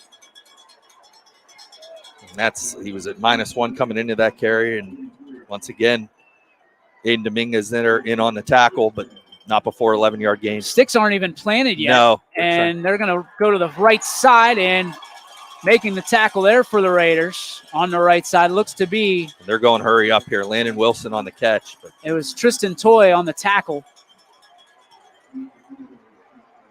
DePizzo also on it. 2 receivers right, 1 to the left. And the hurry-up offense right now, they go over the middle. Popped up. Incomplete. And oh, my goodness. There was 2 Raiders, there. Right there. An interception there would have been absolutely detrimental to Ironton. Plunkett and Lindstrom combined there, 11 and 12. You're looking in the program. And usually there's a magnet on Lindstrom's hands there. If there was any opportunity, it was going to him. Those red Julian Edelman cutters. And he's showing there, watch that give in the backfield. Lindstrom talking in the backfield. 2nd down and 10 from the 35. Pressure from the outside. Fires, trying to find a man, does, and nice catch at the 50-yard line, trying to dislodge it. Once again, that's Landon Wilson. He seems to be the go-to guy for this Ironton offense. I don't know and who Lindstrom made the tackle. in on the tackle. I don't think that was No, Lindstrom. it wasn't Lindstrom. Is that Plunkett I think it was Plunkett. Looked like Plunkett. So the ball at the 50-yard line. 1st down and 10. 8 minutes. Carpenter looks right, finds his man, and a whole lot of nowhere. That'll be for that. That might be a lucky loss. To get back to, no, they're going to say give forward, them the line to get. Yeah. Forward progress keeps them at 10 yards. Little to gain. Ginger getting up. Number 8. That would be Aiden Young, the senior, comes off the field. Raiders digging in more than you can believe right now. Clock ticking down towards the 7:30 mark here in the quarter. 1 receiver, 2 receivers over to the left. 1 receiver to the right. And the slot is Landon Wilson. You got to keep an eye on him. Carpenter in the pistol. Low snap, handoff. Nowhere to go. Who was off that corner? It was J.D. Kraus. Have a day. Offensively, defensively, that's what this team does. Gets to the football. Make sure they wrap up and then let the rest of this Raider take care of business. Kraus talked about having a dream about this day last night during the pep rally. And hopefully that dream comes true for that young man. 3rd down and 11. And Ironton's 0 for 3 on 3rd downs up until this point, DJ. So let's make it an 0 for 4. Trips to the right, solo to the left. Back in the backfield, joins Carpenter. The southpaw takes the snap, goes over the middle. Plenty of room for the 1st down, and it'll move the chains for Ironton. I'll tell you what, give credit to Carpenter there. That was a good route run by number 3, which is Ty Perkins for the Tigers, and a good throw and connection for a 1st down there. You could tell they wanted Perkins on one-on-one. All right, Raiders. Trips that again. Time. Start stiffening up. Handoff. And it's Bailey Ryan again. No. Excuse me. Boy, Carpenter just got upended as he fooled not only a couple of us here in the booth, held on to the football and goes for about 7 yards before he's upended. Bailey Ryan had his key for sure because he took down he did. The running back, didn't have the football. 2nd down and 4. Carpenter looking deep for the end. Fires and Lindstrom. The only one that had a chance. He was playing center field, which you know a thing or two about their partner. Yeah. And Lindstrom got turned around, and he, like you said, only guy in the vicinity of that football and just over his head. It's almost like you didn't see him out there. You can tell this Ironton offense has had to change their strategy going in this tempo set. Putting the ball up through the air, this Raiders defense is put the squeeze on the ground. 3rd down and 3. Under 6 minutes to go in the half. Carpenter calls for it. Handoff. He's Nowhere to go. Oh, bring it. Gus Valentine. You got Colucci. Take your Starkey. pick. Starkey. My All goodness. there. Fourth down. Got to go here. Yeah. You're in no man's land. Loss of 1, 4th down and 4. They got to throw the football here, too. They cannot run the football if they're going to have any success. And I don't see 2 to the right, Wilson 1 to the left. in the game right now, who's been their big threat offensively. Pistol formation. Carpenter looking. Oh, double move. Uh-oh. That is into the breadbasket. Touchdown to Perkins on the left side. The double move got him. Yeah, that's Ty Perkins, who broke in and then took off and made an outcut. A great throw by Carpenter right on the money. Great play call by Ironton to get him back into this game. And it's 26-13. They split it in half. Siggy. Perkins took advantage of the one-on-one coverage. Fantastic double move. Better throw right on the money for the score. And the Raiders led up the 30-plus yard touchdown through the air from Carpenter to Perkins. The extra point is up, and it is good. Let's take a break. Back after this on YSN.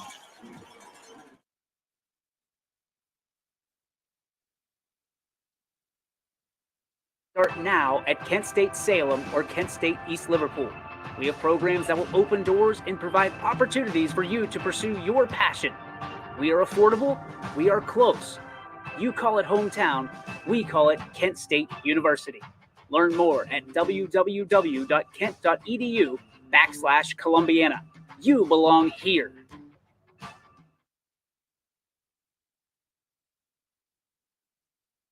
From sales to financing and even service, we'll help build your perfect vehicle and lock in your trade value while your vehicle is being built. No worries. We guarantee financing, regardless of your situation or credit history. No worries. And when your vehicle needs service, our award-winning team will get you back on the road. No worries. That's what going the extra mile means. Only at Greenwood Chevrolet. Welcome back, ladies and gentlemen, live from Canton, Ohio. It's the Division 5 state championship. South Range leads 26-14. DJ Yoakley, Gary Nettle, Chris Sigler on the sideline. On the ones and twos, you got Ryan Cole doing a great job on our Yourcast. First ever maiden voyage of Yourcast. Hope you're enjoying it. We love it.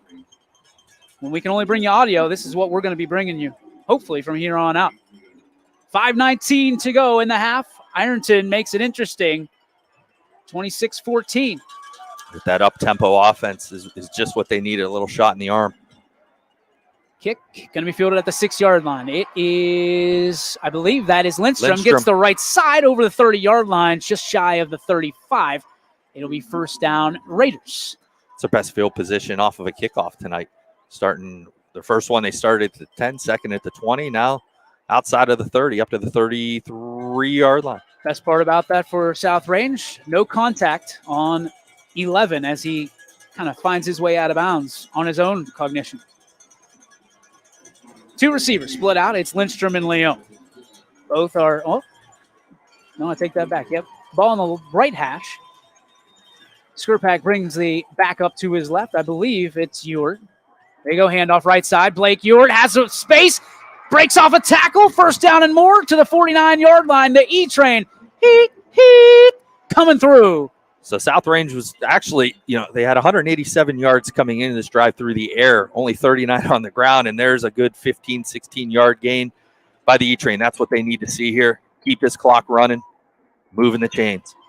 We gave him the E-Train moniker. He also goes by Spike. First and 10 for the Raiders at the 49-yard line. Their 49-yard line. Two receivers to the left. Ironton cannot give up a touchdown here right before the half. Ewart moves up to the left side. Skurpak goes handoff. Same play. It's E-Train again. This time he goes to the far right side near the sideline. Is that Valentine? He's pancake. They had a pancake breakfast, and apparently they didn't have enough because they are laying them out here. That 51? That's like his fifth pancake. He is absolutely driving these Ironton Tigers off the foot. 51's Gus Valentine. Yeah. And he's somewhere in his DNA is Brock Lesnar. I swear to you. Oh, my guy is He is the beast incarnate. I think Ironton is taking it. Is it Ironton that's taking a timeout here? Timeout Yes. taken. We'll take a quick one as well. You're listening to your sports network. Home, business, or farm is protected by a quality insurance company. That's why we work with Ohio Mutual Insurance Group. We know you can trust Ohio Mutual to protect what matters most to you and your family. Visit us at moreagency.com. We can recommend the best coverage from the best companies like Ohio Mutual.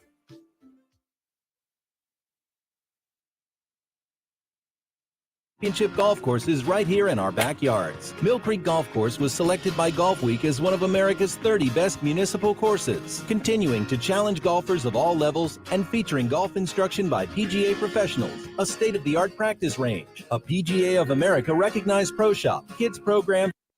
And welcome back. Thanks again to our great sponsors for making this possible today, free for you and of support of your sports network.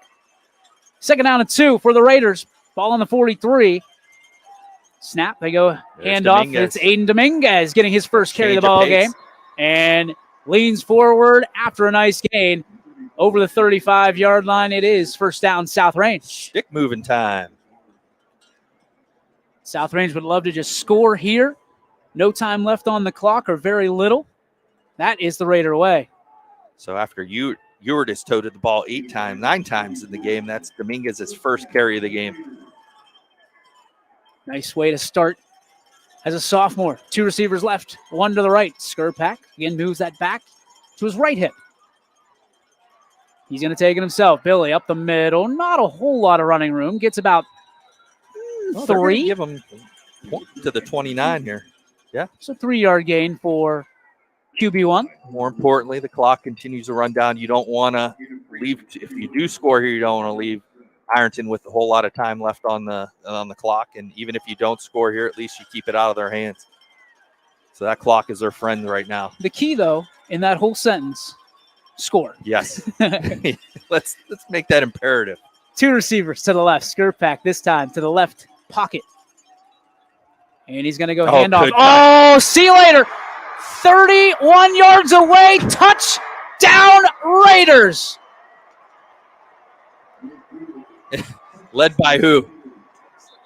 That was Blake Ewart. It was Blake Ewart, but led Gus Valentine. The E-Train scores again, leaves the station from 30 yards away. Punch your ticket. And the Raiders, 32-14. Do you go for 2 here? Try to make up some ground. After the last 2 kicks, and if they can't figure out, we got a player down on the far side. I believe that's an Ironton player around the 8-yard line. It is. So with that said, we'll take a break nope, we're gonna keep, he popped up. Looked like he was in pain there for a while. Like Jack in the Box. Sorry, is that 15? That Landon Wilson. Blake Ewart. Oh, like he was shot out of a cannon. The Raiders are hitting on all cylinders right now. I hate to say this because you and I have watched 15 games. This is the best I've ever seen him play. Right now, absolutely. On the offensive side, they opened up the game. We knew they could throw the football. They're on pace for 70 points. And they have 300 yards of total offense here in the first half with still 3:13 remaining. Who knows? Well, they are going to go for 2. Yes, sir. Skurpak puts a man in motion. Billy takes the snap, rolls to his right. Looking backside, got a man, and just flag like that. Down, but that's got to unless that's a pick. Go PI against South Range. And it's going to be on South Range. So they're going to get Kraus for pass interference, and that'll back the Raiders up. Well, now 10. Coach Yeagley's trying to figure out here now. What do you do?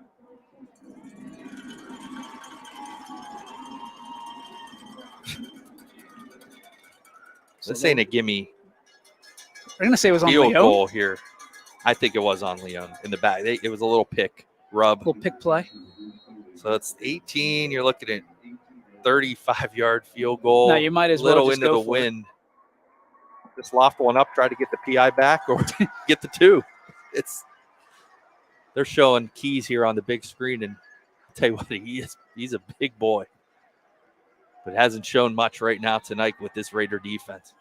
All right. No, now we're going to get a timeout. Get a Coach burn a Yeagley. timeout. So with 3:13 to go, the extra point pending, we'll take a timeout. 32-14 Raiders. Back after this. How lucky are we to have not one, but two 18-hole Donald Ross Championship golf courses right here in our backyards. Mill Creek Golf Course was selected by Golf Week as one of America's 30 best municipal courses, continuing to challenge golfers of all levels and featuring golf instruction by PGA professionals, a state-of-the-art practice range, a PGA of America recognized pro shop, kids programs, and a relaxing grill room for a memorable golf experience. For more information or to schedule a tee time, visit millcreekmetroparks.org. Mill Creek Metro Parks is your park for all seasons. Make a memory in the park. Plan your visit today at millcreekmetroparks.org.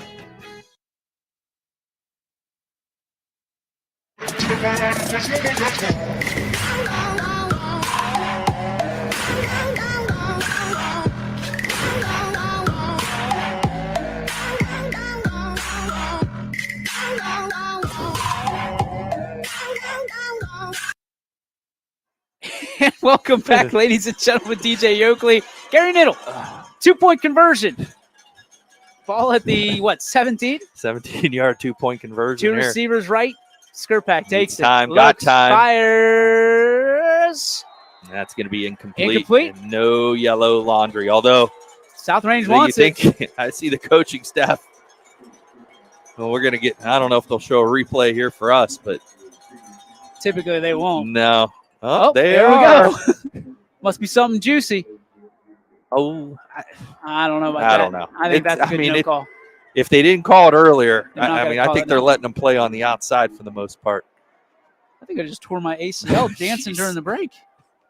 It'd be well worth it, though, right? Hey. To hoist it. State championship, torn ACL. I won't tell my kids I was announcing it at 37 years old. I'll just tell them I was part of the game. That's right. 3:13 to go before halftime. And the Raiders are huddled over on the sideline here trying to figure out what they want to do with 3:13 remaining. And Ironton's ready to receive already, but now the officials are going to, maybe try to corral them to get them on the field. Here they come. So total yards up until this point is we're getting near halftime is 293 for the Raiders, 166 for the Ironton Tigers. And the time of possession, South Range 11 minutes, 49 minutes, Ironton 8 minutes and 58 minutes. So starting to even out a little bit here in this quarter as it was dominated by South Range in the first.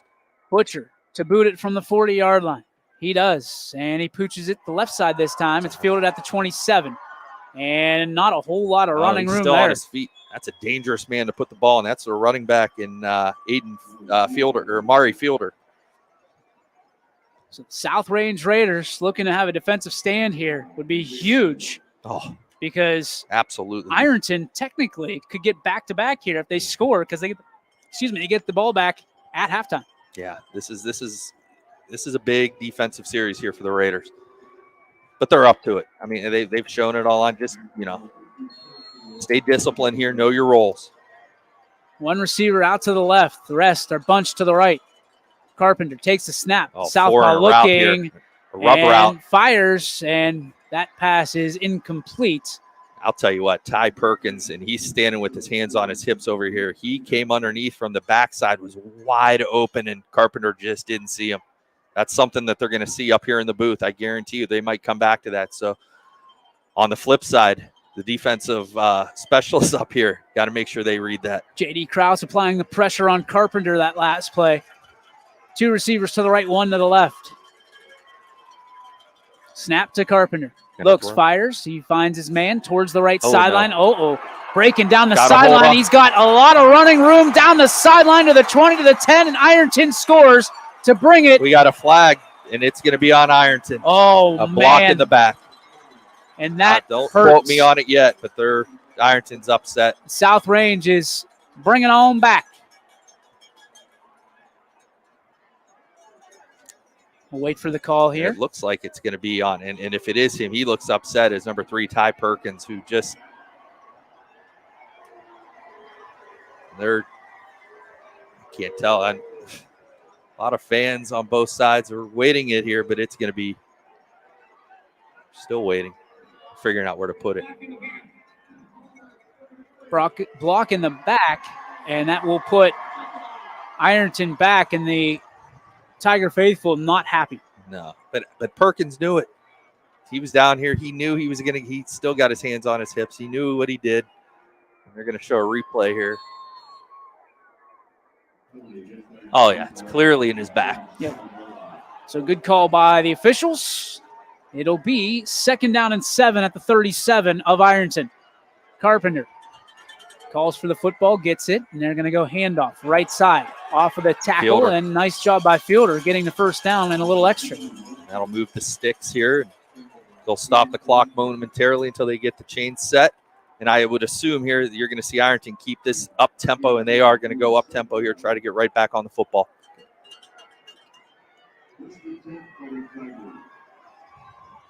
We'll go to Chris Ziegler here in a minute.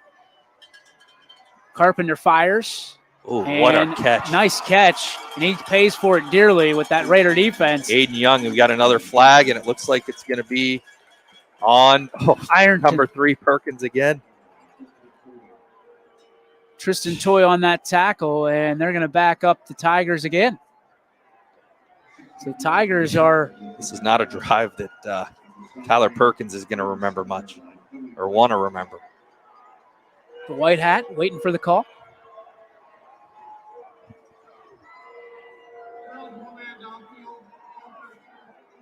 No, it's not on Perkins. Ineligible man downfield. Wow. So that'll back him up again. That's pretty hard to do there as quickly as that ball got out. They were looking for linebackers and DBs. Apparently. 2 receivers out to the left for Ironton now on 1st and 15 from the 42. Carpenter again steps up. Really pressured, and still he's pressure, got nowhere to go. And going down. The Raiders going after that left arm, and the tackle is made. We got a flag over here. Oh, jeez. That was, I don't know, although the Raiders are clapping. Plunkett looks like he's clapping. It's going to be on. And once again, is that Perkins again in the middle of it? Frustration starting to spill over, it feels like. Is that number? Yep. If this is...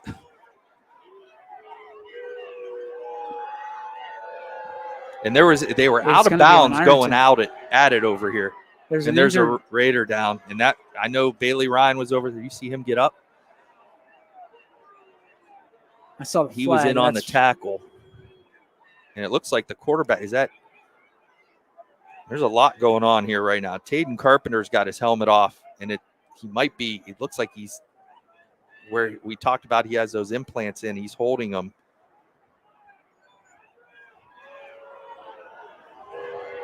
So it is going to be a penalty on sport, and we got a quarterback getting loose here for Ironton.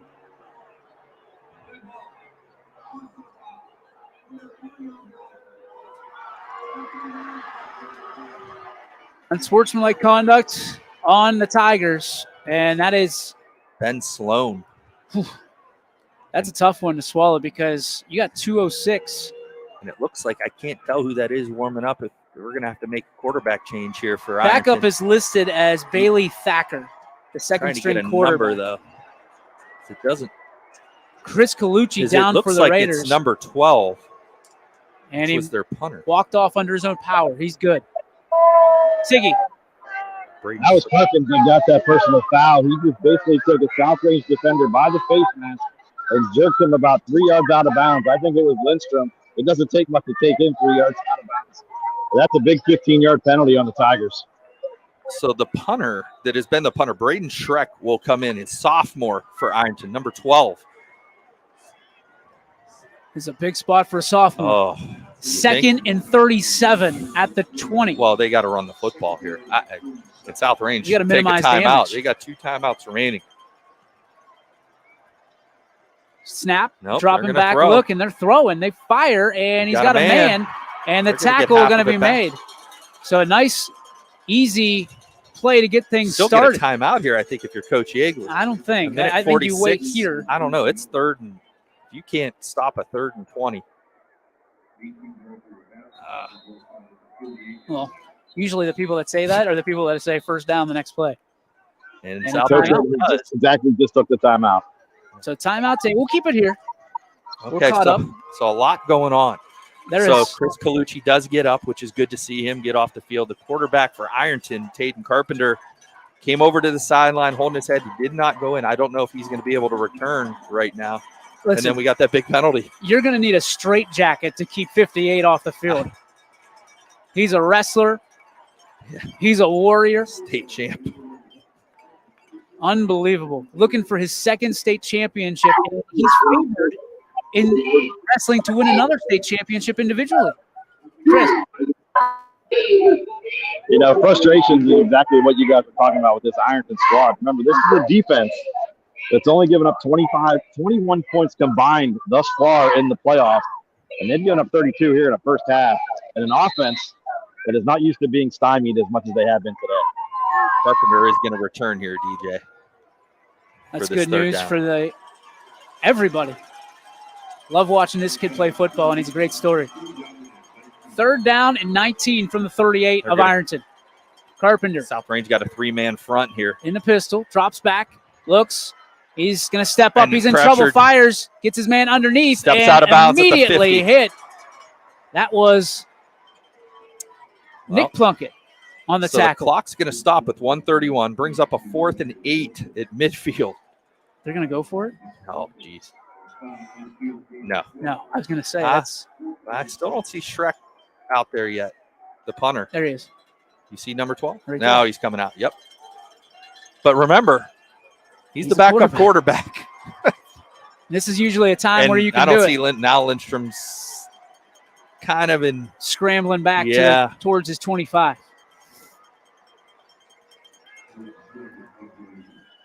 Left. Oh, geez. Oh, my that goodness. Was a soccer kick. And I think that he was just hoping and praying it would go off a Raider. I think that's exactly what they were trying to do. I've never seen that That's done before. Really, really good plan. That's a really, really good play. And it was really, really close. It was. I mean, holy cow. Raiders will take over with the football at the – did they spot it yet? I see one 20. official here. It looks like right at the – yep, we're going to be right at the 20 with a minute 22 remaining and 1 timeout. 82 seconds for the Raiders here. They can put one more in and separate themselves again. Got to think they're going for 2. And they've had success through the air. I mean, 187 yards passing for Billy. He could add to it here. And they got press coverage up top. 2 receivers to the right. Skurpak calls for it, gets it, fakes the handoff, looking, firing. He's got a man down the streak and just overthrows Leon. Yep, and that's gutsy. He's on an island up there all by himself. Press coverage. 1:18 to go, 2nd down and 10. If Leon gets separation, it is good night, Irene. They'll come back to that at some point, and they're going to do it again here. They trust their corners. 2 receivers to the right. Skurpak moves Ewert up to his right pocket as well. Calls for it, gets it, fires right. He's got Lindstrom, right side. The shiftiness of Shane Lindstrom going behind his blocker and Leon. Down and more. Yes, sir. He gets a 1st down, move the chains, and that'll pause the clock momentarily at 1:09. And there you go. There's where they back off a little bit, and Leon's out on the outside. And you got something down there, Chris? That's a great job by Lindstrom to let his blocker set the play up along the sideline. The shiftiness of Lindstrom took over from that point. Raiders break the huddle. 2 receivers coming over to the near side where the broadcast booth is. Far side, you got 1 receiver. And again, back to the right of Skurpak. Takes the snap, 3-step drop, gets out of harm's way, trying to pull it down and take off towards the sideline. He's going to lower the shoulder, lower the boom, get across the 40-yard line. And they got to hurry now. They got that 1 timeout. You got a minute to go. 1 timeout remaining. Called a 2nd and 5 here. Tackle was made by Jaquez Keys. 2 receivers to the right, 1 to the left.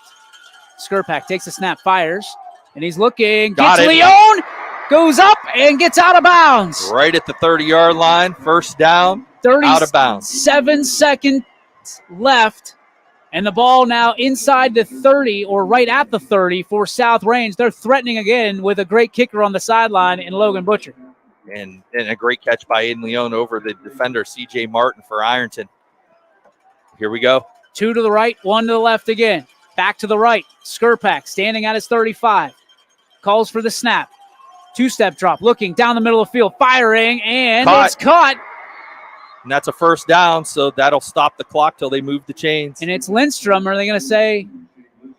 We got a flag. Okay. We got a flag. And that's not where you want to see a flag. The reaction that Lindstrom That's a had hold. tells you everything you need to know. So that'll back the Raiders up. So 31 seconds on the clock, and it's going to be 1st and 20. 20 on the nose. They got Colucci, it sounds like. It's good to see him back, and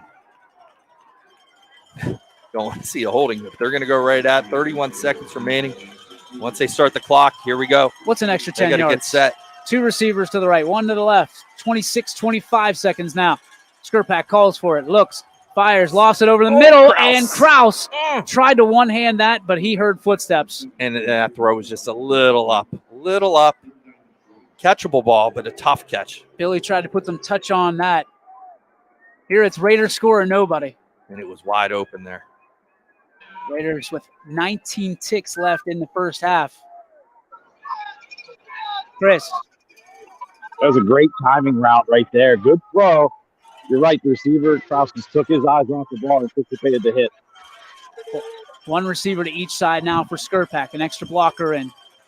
Lindstrom going to set up now in the backfield. The pitch.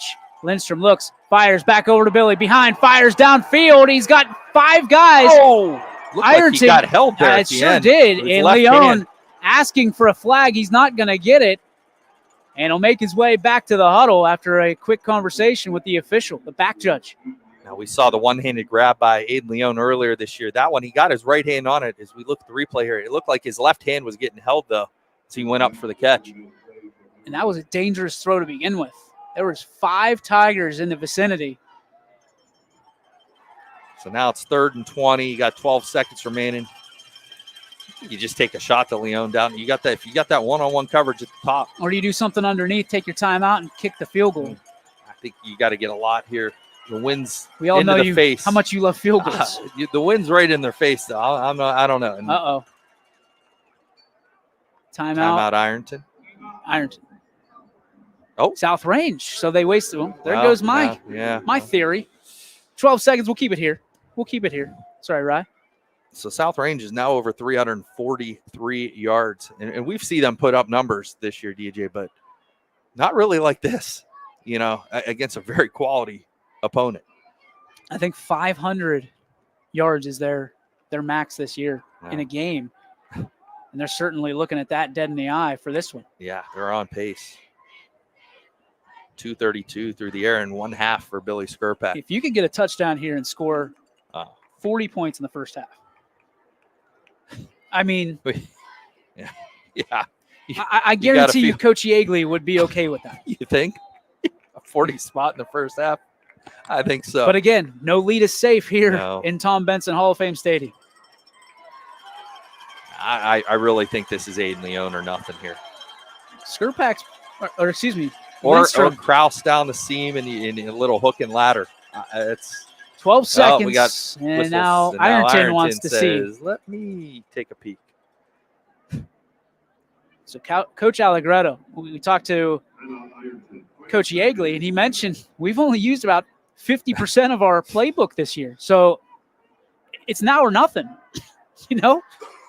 Where else? I guess you can draw them up at the banquet on Sunday, but save them for next year. They just get carried over. Sure, that's how that works. Just like timeouts. Add to it. Timeouts, they're PTO days. You get to use them at the end of the year. I like it. Oh my goodness, They're playing a video of James Lofton, the Hall of Famer, and his high school football memories. And Gary, the memories that these young men will create will last a lifetime, most certainly. But like we talked about, no matter what happens, you got to build off of this. Oh, yeah. Program and individually. And that's what Coach Yeagley preaches and what he's done for 20-plus years at South Range. Raiders break the huddle. Everybody back on the field. 2 receivers to the right, 1 to the left. Lindstrom in motion. Skurpak calls for the ball in the shotgun. They're going to bring three-man pressure here up front and then bring it. a backer. Dropping back, pump fake. Skurpak in a backer, little bit Keys. of trouble, and, he goes down at the 40-yard line. And Ironton, are they going to call a timeout? They're just going to let it fly. They're going to let it go. 2-1, and that is the first half of the Division V state championship here in Canton, Ohio. We'll have statistics and so much more when we come back in a little bit after a word from all of our sponsors.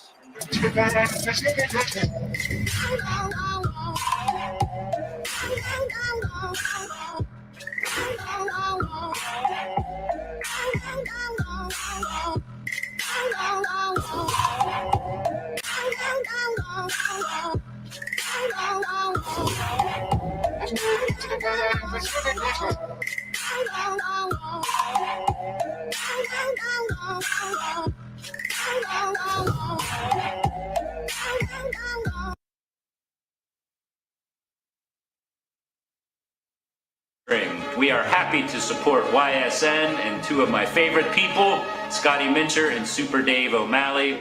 We are an agency that provides services for adults with disabilities. We infuse humor, passion, and joy into their lives. If you know of any folks with disabilities that need our assistance, please contact us.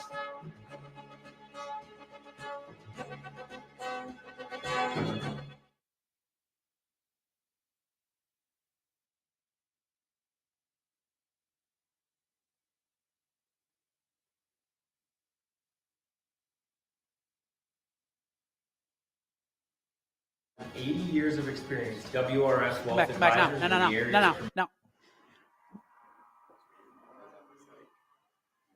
You guys good? Yeah, go ahead. I'm here with Coach Egley right here after the first half. Coach, 24 minutes in the book. What's your assessment so far today? Our offense is doing a great job. Credit to the offensive line for giving Billy time, and then we were able to get the running game going off tackle, which is hats off again to the offensive line. Defense is playing super. We gave up a couple big plays. We got to get those things corrected, but very happy with our kids. They're playing their hearts out right now. They sure are. Good luck in the second half. Thank you so much. Thanks. Back to you guys. There it was, Dan Yeagley. Getting things corrected is not something that he takes lightly. But when you got a 32-14 lead, you're a long way from sending this one home and holding that trophy. But at the same time, there's a little bit of comfort knowing that you can get your offense going. Yeah, the one big play that we saw, that set the tone, their first score for Ironton, but you got to remember, Ironton's kicking themselves, the turnover, the blocked punt, the step out of bounds, the penalties that moved them back. You take those away, and Coach Yeagley knows that. So they just got to come ready the second half, and I think we're okay. We'll be back with stats and more here in just a little bit on your sports network. Jimmy Sutton here, Director of Isle, Purple Cat, and Golden String. We are happy to support YSN and 2 of my favorite people, Scotty Mincher and Super Dave O'Malley. We are an agency that provides services for adults with disabilities. We infuse humor, passion, and joy into their lives. If you know of any folks with disabilities that need our assistance, please contact us.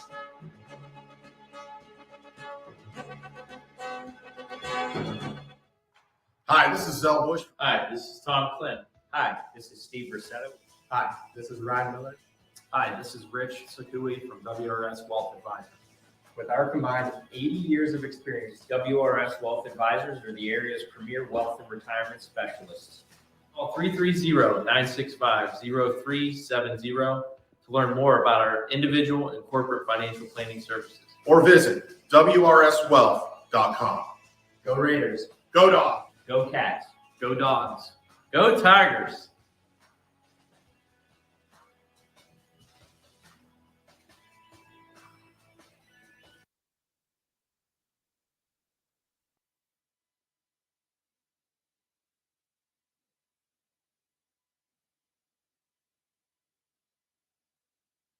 Than you think. Because here, success is part of the plan. It's a place where academic and social opportunities are meant to prepare you for life, not just the next 4 years. You'll be equipped to face new challenges and turn hard work into a career. You're ready for your success to take root. And here's where it starts. We are Youngstown State University, and proud.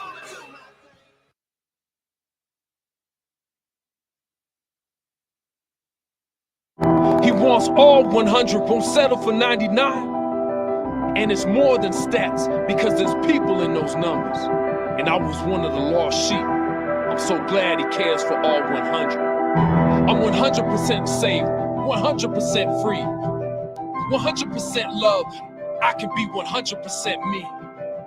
He gave all 100 when they put him up on that tree. That's 100% passion for 100% free. So if I play in front of 100, or if I play in front of 2, there's an audience of 1 getting 100% of what I can do.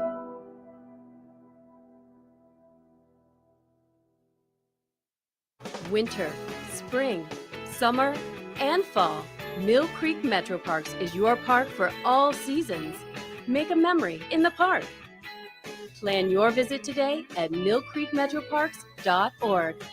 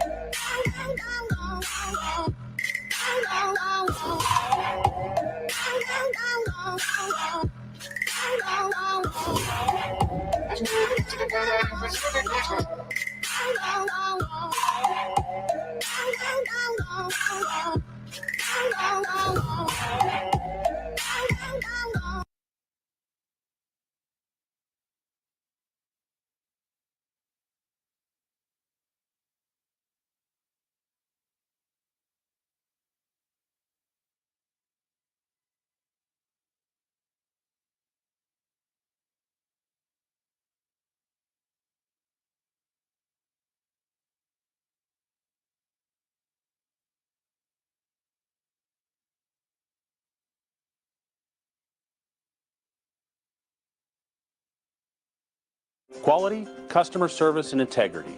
Those are the 4 words that have driven our success since 1957 at Joe Dickey Electric. Joe Dickey Electric is one Mahoning Valley landmark business that stays current with the requirements of our customers. Family owned and managed, we are an electrical contractor and energy solutions provider. Every member of our team adds to his or her skill set through ongoing training. Residential, commercial, industrial, automotive, and more.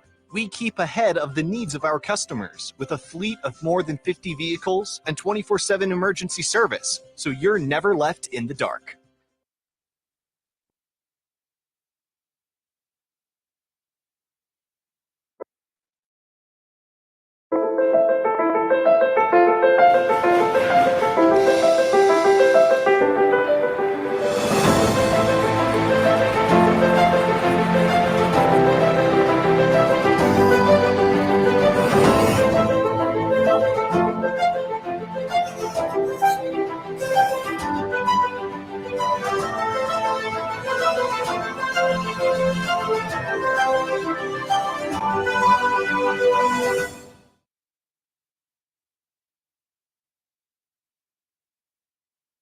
Coca's 24 slice pizza, 75 boneless wings, or our famous pepperoni rolls. Big game favorites. Order now and beat the rush. Coca's Pizza, we serve it hot.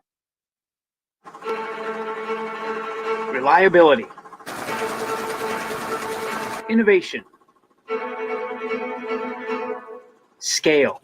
These 3 values are those we look forward to in our business and in our team. If you're ready for a reliable employer who looks constantly to think outside the box in big ways, we're ready for you. Apply now. Help us push the envelope and deliver success. Envelope 1. Take that 1 extra step. At Greenwood Chevrolet, we offer a worry-free experience for all our customers. When your vehicle needs service, our award-winning team will get you back on the road. No worries. That's what going the extra mile means. Only at Greenwood Chevrolet.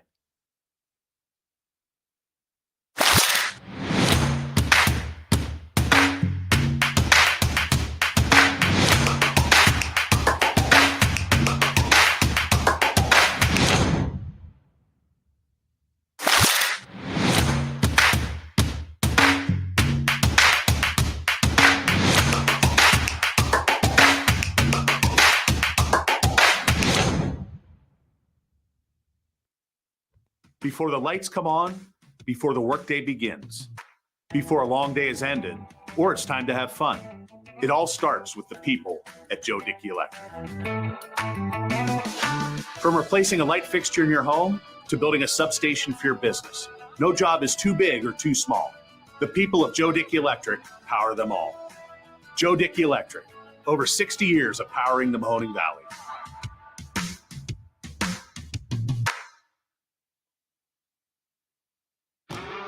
You're here to be part of something bigger, to make things happen. For you, college is about knowledge being shared and learning experiences that aren't limited to the classroom. On campus, you want to matter. It's about engaging every day, building relationships with students, with mentors, with the community, in the heart of a reinvented city. We are that something bigger. We are Youngstown State University, and proud. Now is the time to think about your future, where you want to go, what you want to be. Your future can start now at Kent State Salem or Kent State East Liverpool.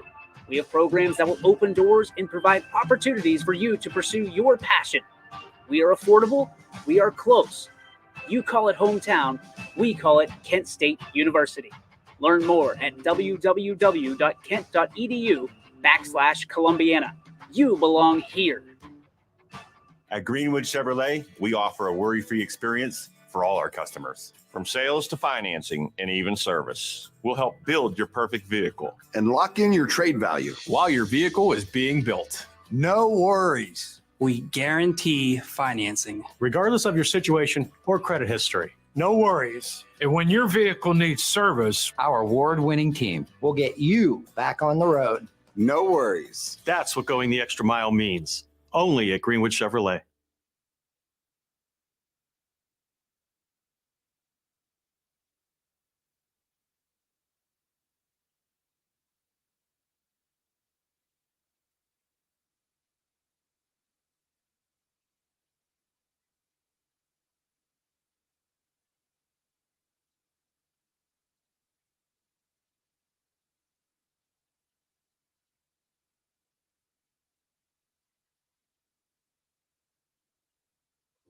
At the Moore Agency, we work one-on-one with you to make sure your auto, home, business, or farm is protected by a quality insurance company. That's why we work with Ohio Mutual Insurance Group. We know you can trust Ohio Mutual to protect what matters most to you and your family.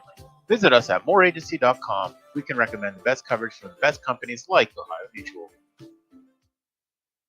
How lucky are we to have not one, but two 18-hole Donald Ross Championship golf courses right here in our backyards. Mill Creek Golf Course was selected by Golf Week as one of America's 30 best municipal courses, continuing to challenge golfers of all levels and featuring golf instruction by PGA professionals, a state-of-the-art practice range, a PGA of America recognized pro shop, kids programs, and a relaxing grill room for a memorable golf experience. For more information or to schedule a tee time, visit millcreekmetroparks.org.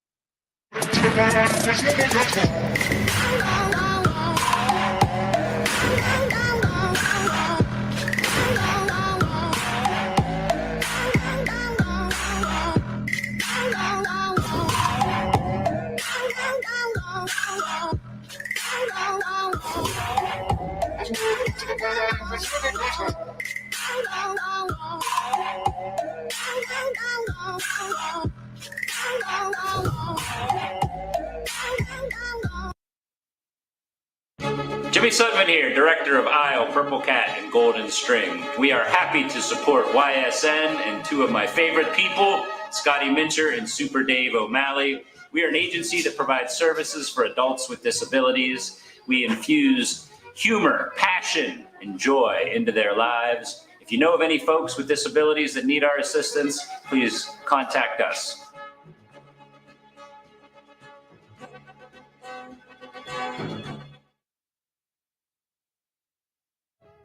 Hi, this is Zell Bush. Hi, this is Tom Clint. Hi, this is Steve Rossetto. Hi, this is Ryan Miller. Hi, this is Rich Sakui from WRS Wealth Advisors. With our combined 80 years of experience, WRS Wealth Advisors are the area's premier wealth and retirement specialists. Call 330-965-0370 to learn more about our individual and corporate financial planning services. Or visit WRSwealth.com.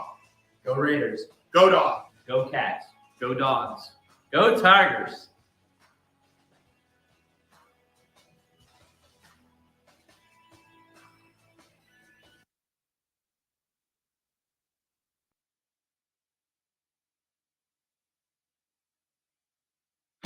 You're looking to your future, preparing for your goals, and they're closer than you think. Because here, success is part of the plan. It's a place where academic and social opportunities are meant to prepare you for life, not just the next 4 years. You'll be equipped to face new challenges and turn hard work into a career. You're ready for your success to take root. And here's where it starts. We are Youngstown State University, and proud. My guy keeps it 100% of the time. He wants all 100, won't settle for 99. And it's more than stats because there's people in those numbers. And I was one of the lost sheep. I'm so glad he cares for all 100. I'm 100% safe, 100% free, 100% love. I can be 100% me. He gave all 100 when they put him up on that tree. That's 100% passion for 100% free. So if I play in front of 100, or if I play in front of 2, there's an audience of 1 getting 100% of what I can do.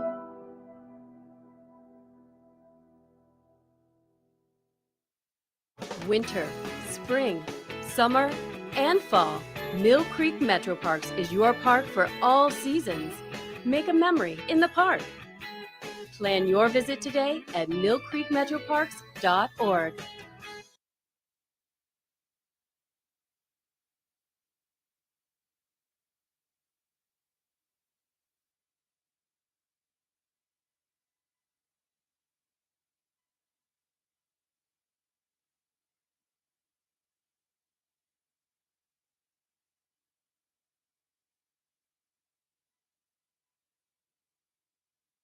.21 WFMJ is our valley's only locally owned TV station, and our focus is local. Other TV stations don't have that same focus, as their owners are somewhere else. But 21 WFMJ is rooted in the valley. Local people making decisions that affect your life, right here where you live.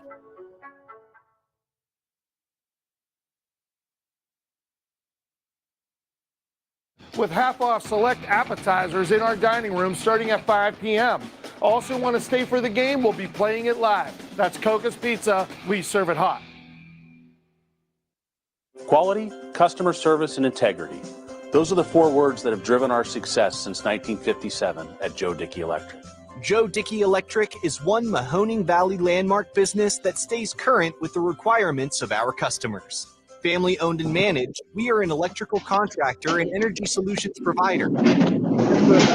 Adds to his or her skill set through ongoing training. Residential, commercial, industrial, automotive, and more. We keep ahead of the needs of our customers with a fleet of more than 50 vehicles and 24/7 emergency service, so you're never left in the dark.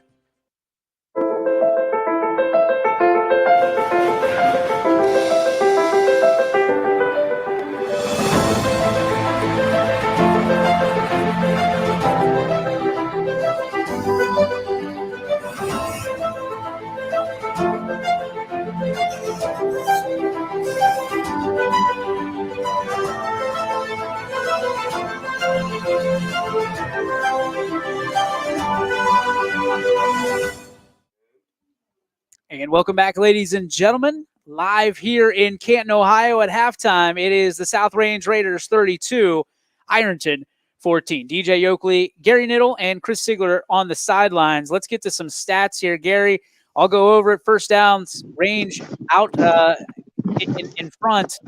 Chris, please. 12-7. when it comes to first downs. Rushing yards, the Raiders, 17 rushes, 110 yards. Ironton, 12 for 25. I think that's telling of the ball game so far. Passing, Raiders, 232 in their pocket, 187 for Ironton. You look at this, 9 for 17 for Skirpak, 11 for 18 for the combined Ironton quarterback room. Total offensive plays, offensive yards rather, 342 for South Range, 212 for Ironton. When you look at those numbers, Gary, what stands out to you most? One that you left out there that is tied into that is the total offensive plays.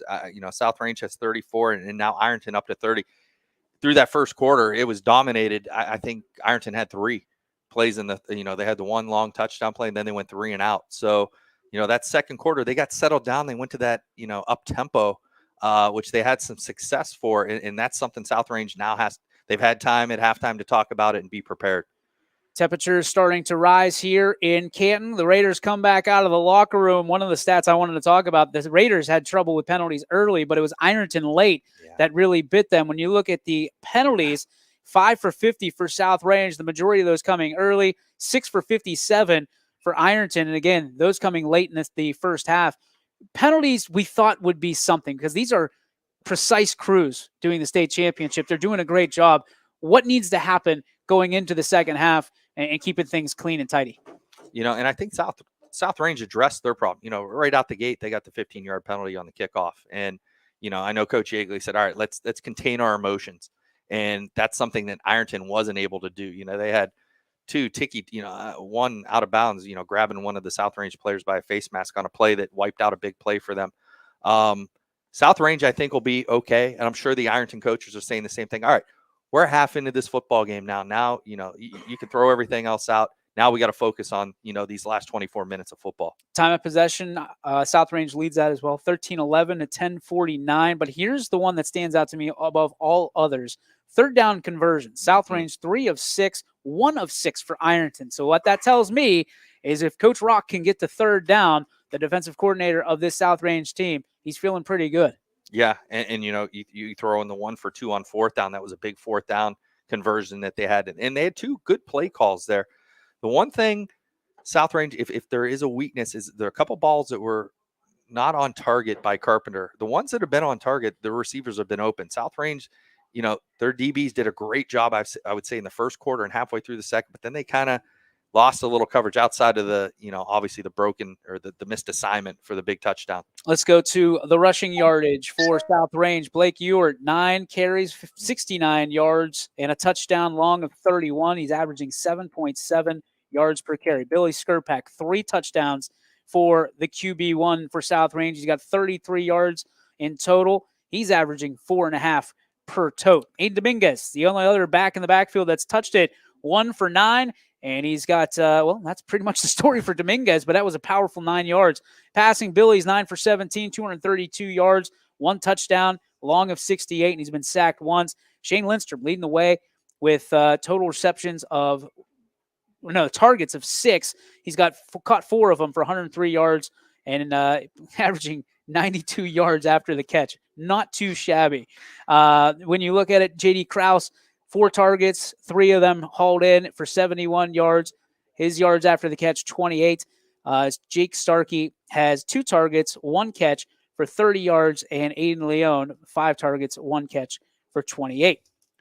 When you look at tackles, Jake Starkey leading the way. Our guy has 5 tackles and 1 tackle for loss. Aiden Dominguez also in there, 3 tackles for the Raiders as well. Bailey Ryan with 3 and Brady Crumbacher with 3. If you're looking for scoring, let's tell you how it got done. With 8:30 left to go in the first, Billy Skirpak with a 7-yard rush gets them in. The Raiders on the board, 7-0. Then it was Barnes with a 66-yard touchdown pass from Carpenter.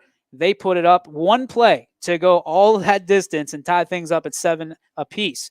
Range with 42 seconds to go in the first quarter. Once again, J.D. Krause, we've heard that name before. A 40-yard touchdown pass from Billy Skirpak. They make it 14-7. You go into the second quarter with 11:14 to go. This is where South Range started taking over. Billy Skirpak, 5-yard run. He puts it in the end zone, 20-7, as Butcher missed the extra point. 1 of 2 for the game for him. Skirpak then, another one with 8:56 to go. 8-yard rush this time, using his legs, getting into the end zone 26-7. Ironton responds with 5:19 to go in the half, and Perkins able to get a 31-yard touchdown pass in there, makes it 26-14, and the Raiders close out the scoring. Blake Ewart, 31-yard touchdown run, and makes it 32-14. That's where we stand right now with the scoring. We get ready to get things back on the field, start the second half. Let's head down to Chris Sigler for an update. These first couple minutes in the second half, no matter the sport, is always critical in big games. We see how this South Range Raiders team capitalizes off the momentum in that first half. They were able to adjust on the fly, nip the penalties in the butt, something very uncharacteristic like for this Raider defense, as well as when that big play happened in the first half. The defense adjusted on the fly, was able to squeeze out that running attack, and we'll see if Ironton has to keep that ball in the air.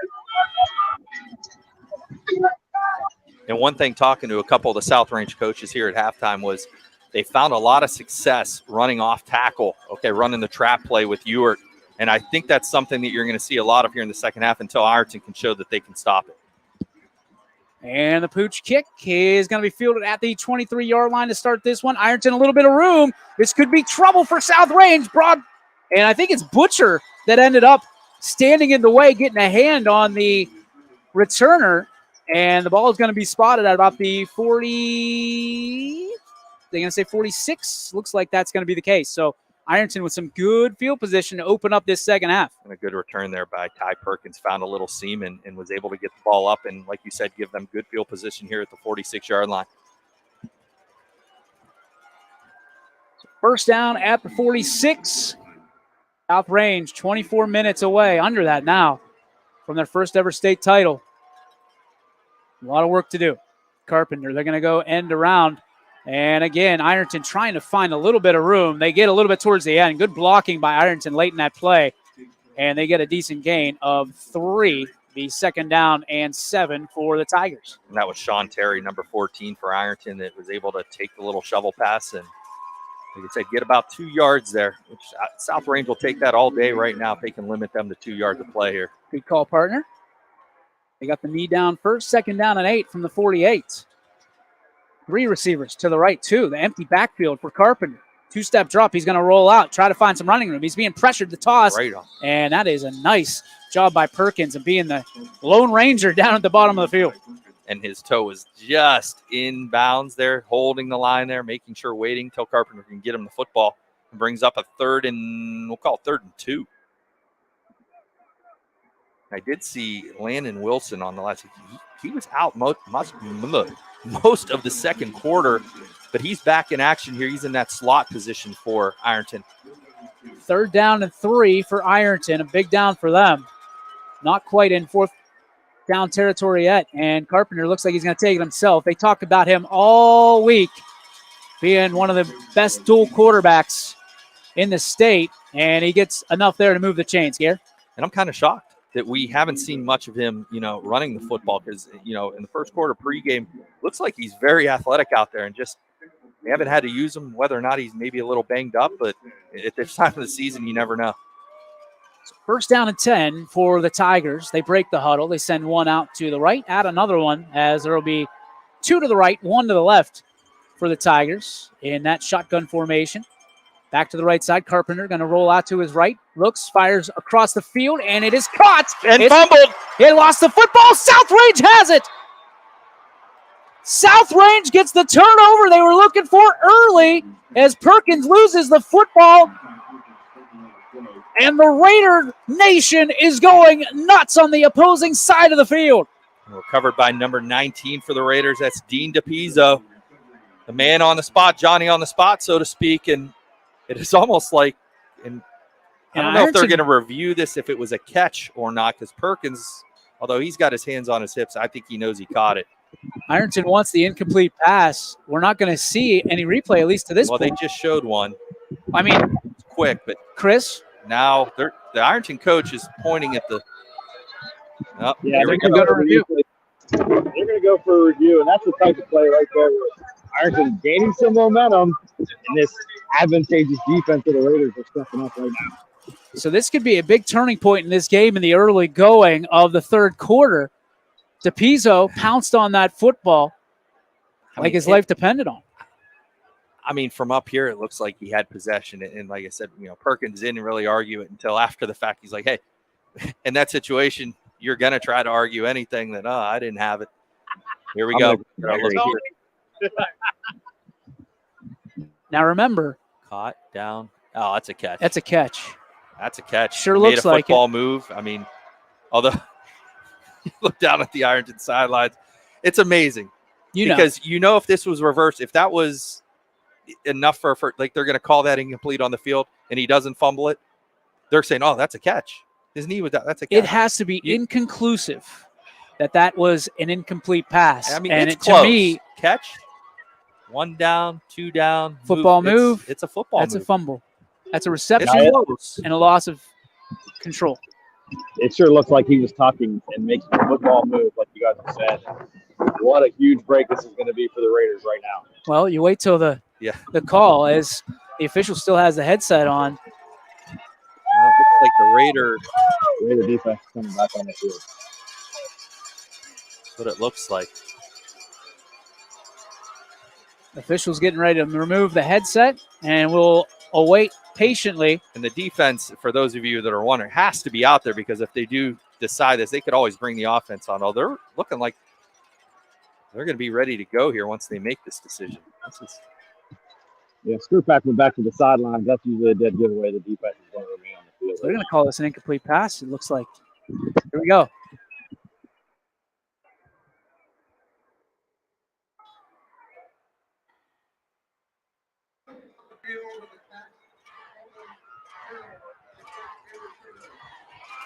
They're going to say incomplete pass. Wow. That's shocking. So that's a big break for Ironton.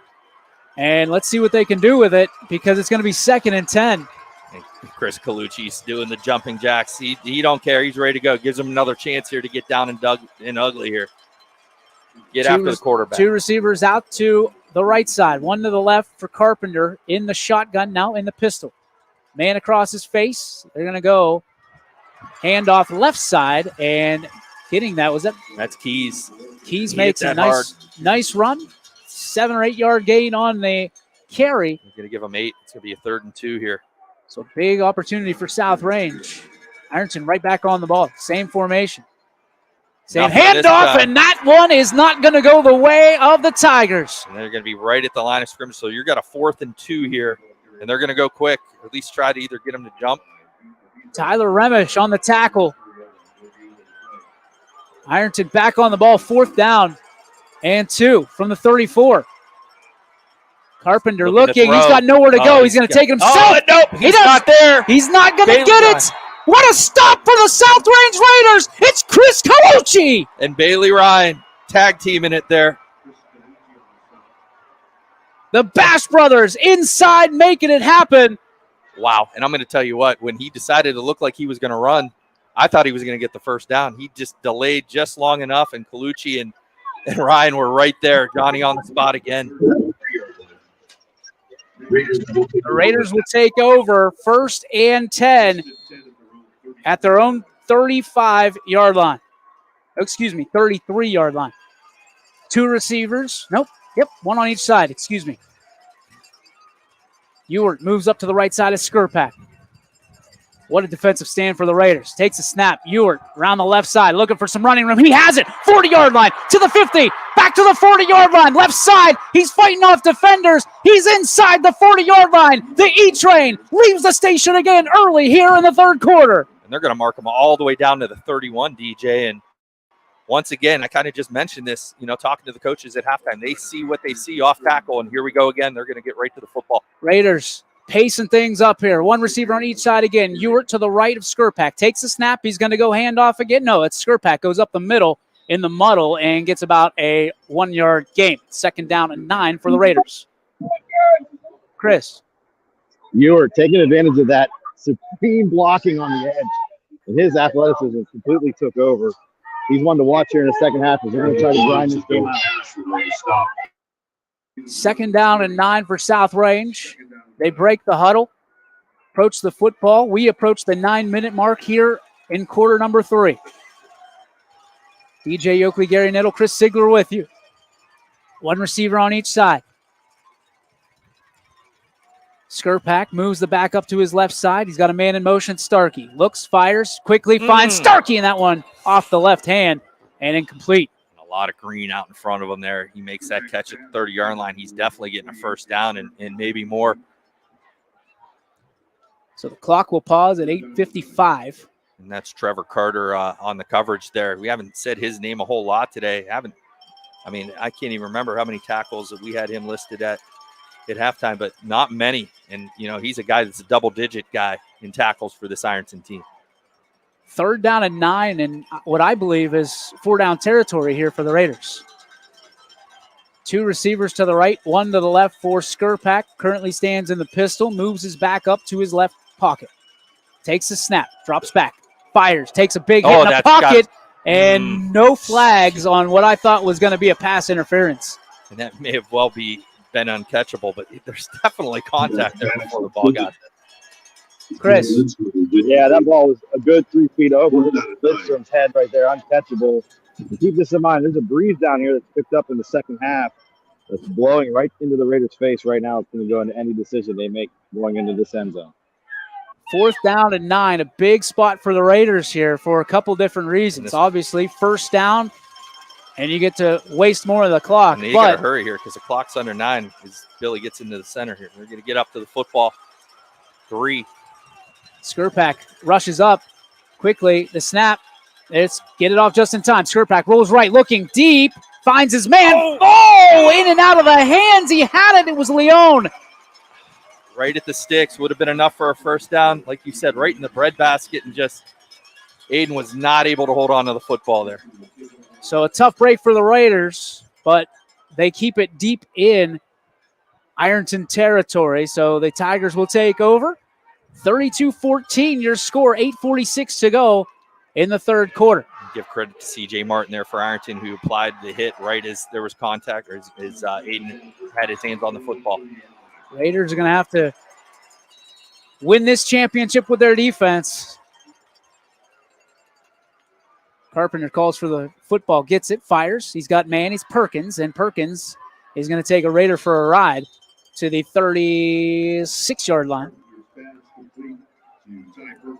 Perkins gets it about halfway home. 2nd down and 5 for Ironton. And that's been their most successful play. They're going downfield. They've struggled a little. Carpenter hasn't had the touch, but the underneath stuff has been there for him. 2 receivers split out of the right for Ironton. Carpenter also has a receiver to his left, a man in motion across his face. Quick pitch to the left side, trying to find some space, and the back spins and gets upended. And it's J.D. Krause who makes this stop emphatically. And that's going to be right at the sticks, and it is going to be enough for – they are going to give them a first down right at the 40-yard line, but big hit there by Krause. Little cutback there by Fielder. Surprised we haven't seen Keysmore, excuse me. 2 receivers to the right, 1 to the left, the Wisconsin commit. Carpenter steps back, fires. He's going to try the left sideline, and incomplete. Feet tangled up. Another uncatchable ball anyway. And I think they're letting them play, outside of the one rub, pass interference call. In the end zone for the 2-pointer. But they've let them, it's been a little physical here on the outside, both ways. I'll bring up a 2nd and 10 here for Ironton. Chris? That's pretty incidental along the sidelines. Like you said, that was a good 10 yards of pass to the receiver. That would have been a tough play. 2 receivers to the right, 2 to the left. Carpenter in the pistol. 2-step drop. Steps up. He's got trouble. He's got pressure everywhere he looks. Still has coverage sack. Big hit. Bailey Ryan with a big stop there. I think that's sack number 2 for Ryan on the day. It is indeed, my friend. And that's huge. That's a 9-yard loss. It'll bring up a 3rd and 19. And as much as we want to give that credit to Bailey, that's a coverage sack. Oh, goodness, yes. I think that was great coverage by the secondary. 3rd down and 18. Got trips here, DJ. Keep it in front of the sticks, boys. Carpenter takes a snap. 3-step drop. Pressure. He steps up. He's pressured again. He's going to throw downfield. Oh. And that one is going to fall to the turf, incomplete. He had a man. He did have a man. But there's pressure everywhere from the Raiders, and they continue to wave their fans on, and the support They feel it. of Raider Nation, they know what's at stake. Over 50 years of opportunity, and they stand here in 2022 staring it dead in the face. And now Ironton is only 2 of 9 on third down. What a great job by this Raider defense getting them off the field. The punt is away, and it's another rough punt, but Lindstrom fields it at the 30-yard line. Takes a cut back to the left. Lindstrom still trying to shift his way around, and he's wrapped up and taken down at the 36. So the Raiders will take over with a lot of green in front of them, but a lot of opportunity as well for this Raider offense. I mean, if they score here, Gary, you have to feel good about their chances because the defense is playing so well. I mean, at this point, the defense is just – they've carried this team, especially here, to start this third quarter. The offense really hasn't gotten going. They had their opportunity to get the first down. And, it's been all season long. We know the Raiders can score offensively, but it's their defense. It's the bread and, the offensive line. It's in the trenches. And they've won every game in the trenches. And up until this point, they've done the same thing here. Chris? I'm down here watching this huddle up with this offensive unit right now on the sideline. And it is calm, cool, and collected. Like they've been here before. They know what's at stake, possibly in this possession, to put it in the hands of their defense to seal the deal. This is that where Coach Allegretto comes out with something here. I feel it. It's kind of brewing at this point, and they've had success off tackle. They've had the one little flea flicker that they tried earlier in the game, but I can see something looking for something here in that playbook that we talked about that has not been completely emptied yet. I don't think it's even close. So you've only got a quarter and a half left of your season. You might as well empty a few out. And again, we always compare these games to heavyweight title fights. And right now, South Range looking for a knockout blow because it puts you even further ahead on the scoreboard. But my goodness, what it would do to the defense that lets, 10.5 a game averaging? A great stat, DJ. South Range is 3 for 3 in the red zone today. Ironton has 0 red zone trips. That's crazy in a state title game. Yeah. I mean, what a credit to this up front on both sides. By our great statisticians here, Ty Bartell, Anthony Romo. Production on point by R.C. Cola over here. 2 to the right for the Raiders as they break the huddle. Skurpak brings up Ewert to his right side. Billy claps, snaps. Ewert gets the football left side. Not a whole lot of running room to be had. He gets back to the line of scrimmage, and that's all. No, and they brought a backer. That the weak side backer, they're now kind of keeping him outside, more contained, trying to force everything back into the mic because they've been getting hammered on that trap play. Is this a situation where, you'll take the yards if you can get them, but more or less you just want to get to that fourth quarter, start utilizing that clock? I think if there's one more score on the board, I think Coach Yeagley would feel that way. But, he still wants points here. He wants to move the football. But, moving that clock is imperative at this point. Skurpak takes a snap, fakes a handoff, goes, fires over the middle. It's Lindstrom to the 50, 45, 40. Lindstrom, one man to beat, and he beats him. 20, 10, 5. Lindstrom into no, they're going to say he's marked down at the one. Wait. No. One had hands up. I think it's a touchdown. There was a lot that went on in that play. They're going to say touchdown. Lindstrom ran his route. The official got absolutely leveled. He was down on the field. Chris? We watch sometimes say good of the officials. Gave Lindstrom a great kick in between the linebackers to spring for the touchdown. Shane Lindstrom, a young man who has been having the time of his life. He got so emotional on Tuesday night. And now they got to decide, are they going for 2? It's a late, and the play clock hasn't been set yet, so they got time. But Billy Skurpak's saying, hurry up, get out. We're not going for 2. We're kicking. So 6:01 to go in the third. Butcher going to line it up. He's the Raiders. Snap good, hold good, kick up, and There it it is is. right down Main Street. 39-14, your score. We'll take a break. 6:01 to go in quarter number 3. Back after this on your home for the South Range Raiders, your sports network.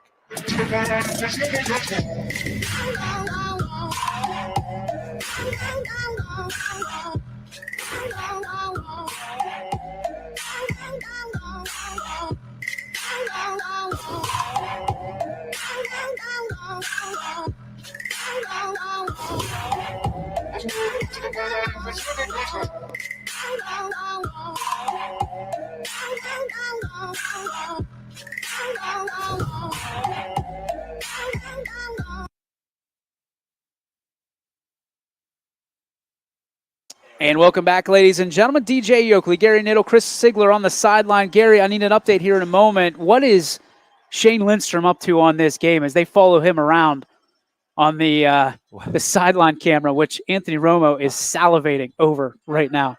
That puts Lindstrom at 168 yards on the day. Kickoff yards after catch, 148. To the 23-yard line. They try to return it left, and Perkins, not a whole lot of running room, gets it about to the 34-yard line, where that's where Ironton will begin. 39-14. If I told you coming into the game that it was going to be 39-14. I think somebody did. I'm not going to say. Who's got two thumbs and picked it? That would be this DJ guy. Yoakley. I do want to say something here on that Yes, last play. The official that went down, and I got to witness this. You want to talk about class? As the play's going on, Chris Colucci goes over and helps the official up as Lindstrom's running for a touchdown.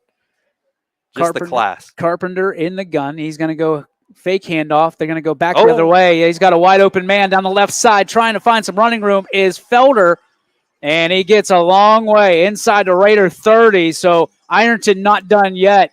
South Range still has to keep it together, stay composed.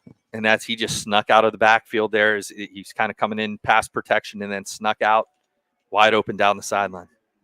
Carpenter in the gun takes a snap, rolls to his right, looking, fires. He's got a man, and it's caught. And at the sticks and a little bit more inside the 20-yard line down to about the 16, and a first down for Ironton. So they're really using tempo right now, and they need it. That's hard to tell. It looked like the tight end there kind of released into the flat.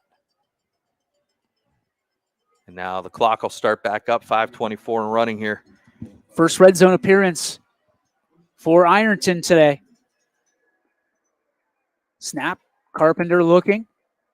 Got a man. Fires, he's got his, on a turnaround, and it is quickly snuffed out by the Raiders inside the 10-yard line. And that was Sean Terry on the reception. He's been kind of hanging out in that area there. And like I said, they've had success underneath. It's when they try to stretch the field that they've had problems. Ironton back on the football. Under 5 minutes to go in third quarter. 39-14. Carpenter looking. He's got pressure from behind. Gets his man wide open, and he's got nothing but green. Touchdown, Ironton. That was quick. That was quick, and that's exactly what the doctor ordered for Ironton. 4:46, and they put another score up, and it makes it 39-20. And they're having success there. He's just sneaking out in the backfield as they're looking to the far side, and he's sneaking out near side and uncovered. That's 2 or 3 times just on that drive alone. So that will bring on Williams to try the extra point. 2 for 2 to this point in the ball game. The kick is up, and it is perfecto. We'll keep it here. 39-21. And Siggy, we talk about the momentum shifts all the time. The Raiders sideline, anything changed down there in that drive? No, still calm and collected. That just good play draw by Ironton. That throwback pass they've executed a couple times this half. And the defense just got to make adjustments. Now's the time for this Raider offense to put the hammer down once again behind Billy Skirpak. And watch out for J.D. Krause on this possession. Well, you don't go 15-0 by throwing in the towel. And I got to believe Ironton, while their fans are awfully quiet, it's an opportunity for Ironton to make a play defensively and throw a wrench in this championship parade that South Range is taking right down the 100-yard field here at Tom Benson Hall of Fame Stadium. And that's a situation there, they were up by 4 scores, before that score. It's still a 3-score game. So, South Range just got to, make sure they take care of the football. You just said it. Avoid the turnovers. Make sure you hold on to the football. Make sure the throws that you're making aren't, bad decisions. And Billy's been pretty good about that all year. South Range expecting a onside kick here. Lindstrom is on the front line as the hands team's on. Chris. These pooch kicks and onside kicks we've seen plenty of here in the postseason. It's quite the weapon for a lot of these teams now. I would totally expect it right here. So the Raiders prepare for it. And the ball falls off the tee. Yeah, that's a little bit of a wrench in the cog for Ironton. All that build-up and suspense. We'll do it again. And they're going to have somebody hold it here, which now. 6 guys on the front line for South Range. And this takes a little bit of the wind out of the sails for Ironton. You got one less player that can go get the football here. And again, Shane Lindstrom is on the front lines. If he gets the football, he might just take it away.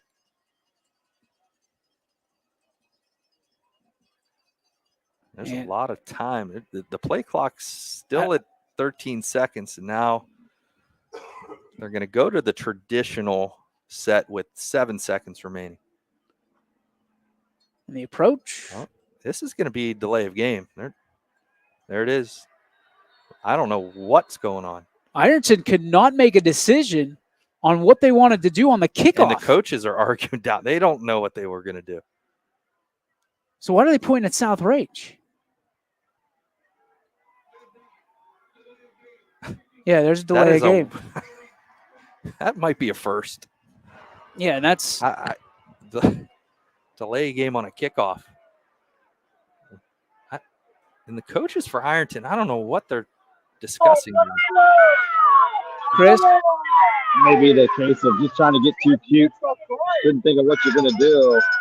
Now I totally still expect them to do it at this point. But still, moving it back, now you got even – you're going to get better field position here if South Range recovers. I don't think they go onside kick here. I don't think that's – Unless this is drawn up in their, trickery that we'll have a holder that you think we're kicking it away, but what else can you do? Well, they did that punt into the. They might have something up. You can't punt the ball, can you? No. The punt they did earlier into the. Oh yeah, I haven't seen that one before. Ironton, they're going to boot it away, and it's going to be fielded. No, it's not. It barely goes into the end zone. That could have been a big problem. But it's going to come out as a touchback. Hunter Knopf playing with fire back there. So that works out for Ironton as South Range will get the ball at the 20-yard line with 4:46 remaining here in the third. And this is one of those, you need your Wayne Allegretto, Dan Yeagley patented long 4+ minute drive and get some points on the board. Then I can promise you they'll start to feel a little bit more comfortable. No comfort right now for the Raiders of South Range as they break the huddle. They go trips to the right. Skurpak on the left hash brings the backup to his left side. Handoff, trying to spread out this Ironton defense, and Ewart does a nice job moving the pile forward. What should have been nothing is going to get him 2 yards. Blake Ewart, who's playing injured throughout most of the back half of the season. You saw the numbers he was able to put up in the first part. I mean, that's where he got his nickname, the E-Train, because you just punch a ticket and watch him go. He's up over 100 yards today on those 12 carries. 2nd and 8. Handoff, left side. Ewart tries to step through the linebackers. He'll get a gain of about 2. It'll bring up 3rd down and 6. That was a host of Ironton backers there that filled. And like I said, they're having a little more success with that trap play that South Range had a lot of success in the second quarter and early in the third. Now what do you do here? With the clock running, I think you put it in Skurpak's hand. You trust him here. Haven't seen him run a whole lot other than into the end zone. So I like those odds. Brings the back up to his left side. 2 receivers to the right. Skurpak fires, and he's got his man. Back shoulder toss, exactly, and it's going to be enough for a 1st down. Great catch by Shane Lindstrom. And great throw. I mean, credit Billy Skurpak, he put it right where only Lindstrom can get to it and trust him to go up and get it. Talk about a veteran move by Lindstrom, knowing where the sticks are, breaking his route off for the first down. That's a senior move. He's got to be approaching 200 yards on the day. He's up to 176. 1st and 10. Raiders, 2 receivers to the right. Ewart in the backfield joins Skurpak to his right. Billy fakes the handoff, rolls to his right, looking. He's going to step back. He's going to get back to the line of scrimmage, still on his feet. And he's still on his feet, taking Tigers with him to the 40-yard line or just about. They're going to mark him down, knee at the 38. Give him 6. That's get something out of nothing. And I'm not talking about dominoes. And what that does is it keeps this clock running. We'll be under 3 minutes here in the third quarter by the time this ball is snapped. And we got a 2nd and 4 here, so very good positive yardage there on first down by the Raiders. 18-point lead for South Range. 1 receiver on each side. Skurpak takes the snap, gives handoff, left side. It is Ewart. Ewart bounces to the outside and goes down after a gain of a first down. Move the sticks. The E-train's coming into the station. He is starting to take this ball game over, my friend. And usually we're used to seeing a stable of backs, the 4 horsemen of South Range. And tonight it's been Ewart. Dominguez has that 1 carry for 9 yards. And of course, Billy has about 4 or 5 carries tonight. And look, run this clock down. Take your time. Skurpak goes over, gets the carrier pigeon. So Skurpak's over 300 yards passing. Ewart's at 118 rushing. Trips to the right for Skurpak. They're going to go handoff. Nope. Oh, no, Skurpak. it's Billy. Billy's got room. First down and more, and he stays inbounds and keeps that running. Pancake. Who is? I can't tell who that was. Might have been Starkey. Just pancake keys. Go ahead, Chris. Guys, you're seeing right here why he's the 2nd leading rusher on this team this season. Coach Yeagley's putting the ball in his hands and letting him go to work. So first down for South Range. They break the huddle at the 40-yard line. 1:55 and counting here in the third quarter. The Raiders trying to push their way towards their first ever state title. Skurpak. Get that clock down to 2-1. Gets a man in motion. Handoff. No. Billy going to take it himself up the middle. He's carrying Tigers with him again. Ringling Brothers has no chance against Billy Skurpak. 5 and 6 yards a pop, DJ. He's taking the Tigers on the road. And that offensive line is just pushing this Tiger defensive line, and they're making substitutions. They're tired. Number 30, looks like number 33 for Ironton barely can get off the field. That's D'Angelo Weekly, and they're struggling up front. They got to try to make an adjustment and stop the bleeding. This is where South Range has made so many teams pay with their physicality. 2 receivers, bottom, 1 to the top. They go handoff again. The line doing their job, and they get a push backwards, but forward progress will put the football, I believe, 1 yard gain. Ewart makes it 3rd and 3. With the clock down to 45 seconds of play, clock down to 34. They might only have to run 1 more play here to get us into the fourth quarter. Unless they decide to put it in the air here at 3rd and 3. Skurpak gets the play from the sideline. Coach Allegretto, he breaks the huddle 5 yards away, brings his team to the line. 2 receivers to the left. Back in the backfield, joining Skurpak to the right side. And a man in motion. Handoff, misdirection, and quickly taken down. Ironton with a nice job. They got some pressure. Decision time here to start the fourth quarter, and I think it's an easy one. Although they're gonna show no gain on that play. Looked like he may have gotten a yard, but it'll bring up a 4th and 3 for Coach Yeagley to decide what he wants to do. 12 minutes away from a state championship. What do you got left in the tank? 39-21. We'll take a break. You're listening to the Raiders on YSN.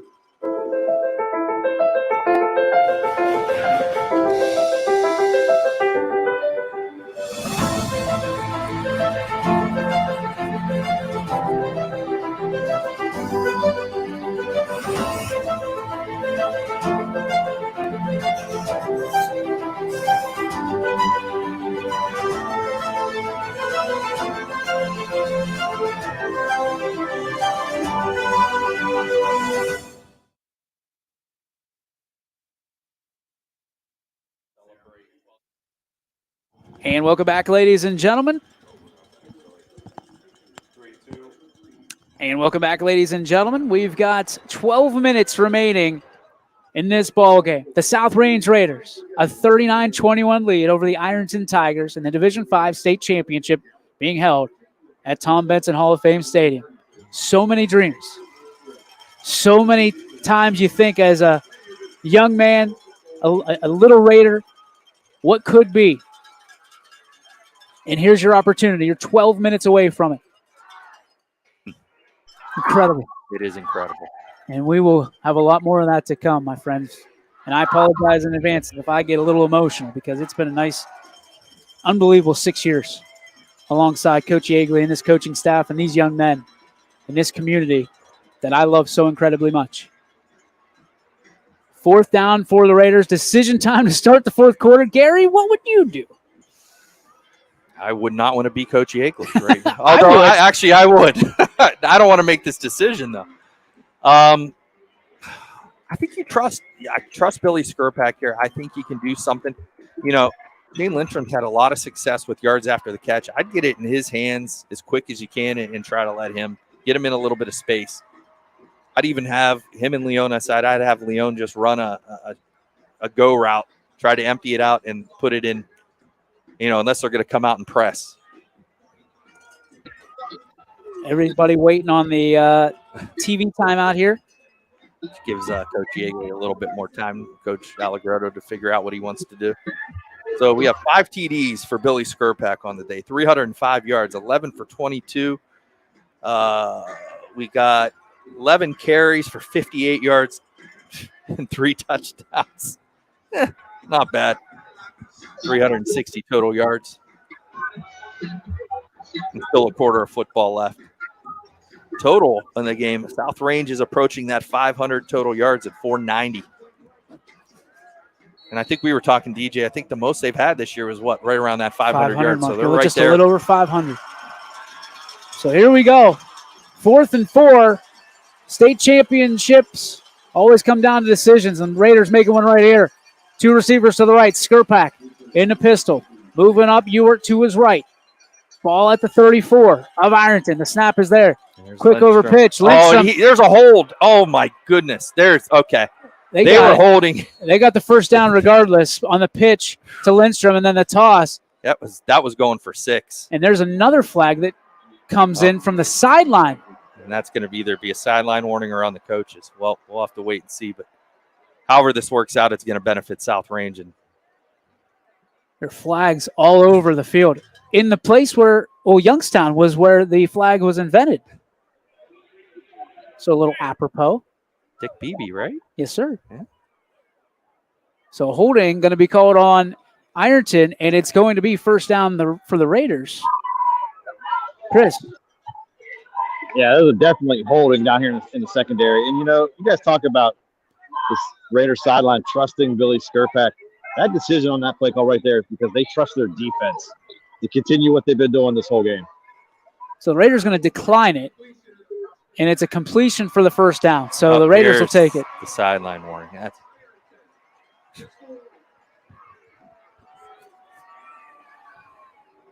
And so conversation is going on the sideline. The coach not happy at all about what is happening and giving up a 4th down conversion, the Raiders' first of the ballgame.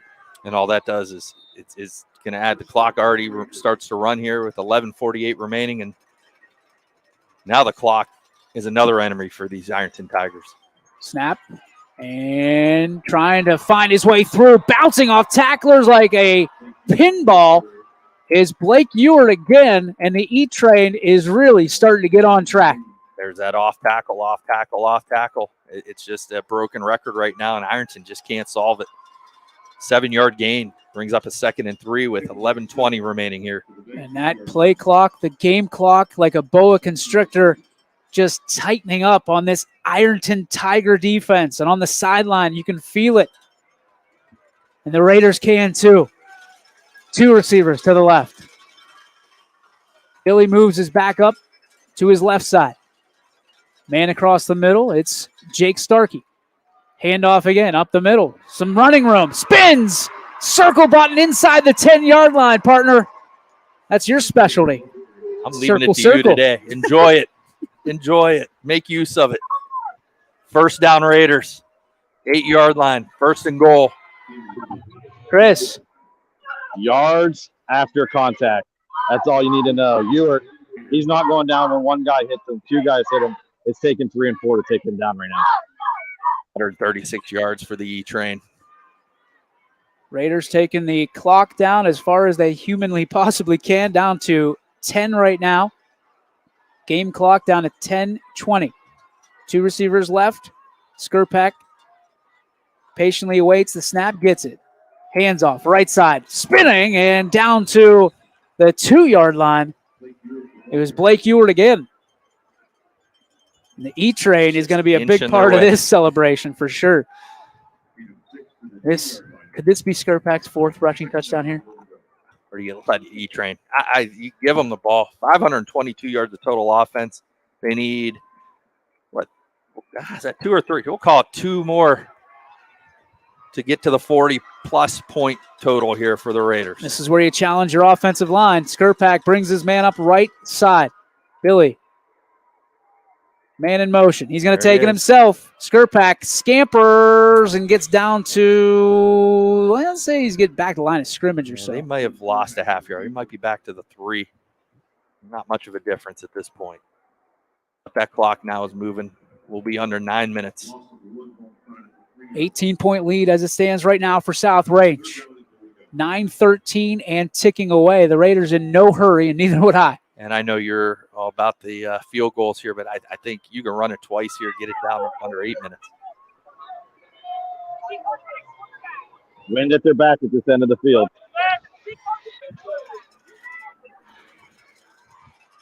Skrpak. Bunch formation for the Raiders. They go under center. Skrpak. Oh, no. Get on it, Billy. Loses the football. It's a fumble right side, and Billy gets on it. It'll be 4th down for the Raiders in decision time here because you're not. Now it changes things. You got an 18-point lead. I mean. Here comes Butcher, I think. Nope. Correction. By the time you take this snap, it's going to be 8 minutes. A field goal gets you to a 21-point lead. Chris. Something to see. Calusi was not in the game during that play. They might run this down and take a timeout here because there's 3 seconds left on the play clock, and they are. So they will take a timeout. What do you say we do as well? Let's pay some bills. Back after this on your home for the Raiders, your sports network. Coca's 24-slice pizza, 75 boneless wings, or our famous pepperoni rolls. Big game favorites. Order now and beat the rush. Coca's Pizza, we serve it hot. Reliability. Innovation. Scale. These 3 values are those we look forward to in our business and in our team. If you're ready for a reliable employer who looks constantly to think outside the box in big ways, we're ready for you. Apply now. Help us push the envelope and deliver success. Envelope 1. Take that one extra step. At Greenwood Chevrolet, we offer a worry-free experience for all our customers. When your vehicle needs service, our award-winning team will get you back on the road. No worries. That's what going the extra mile means. Only at Greenwood Chevrolet.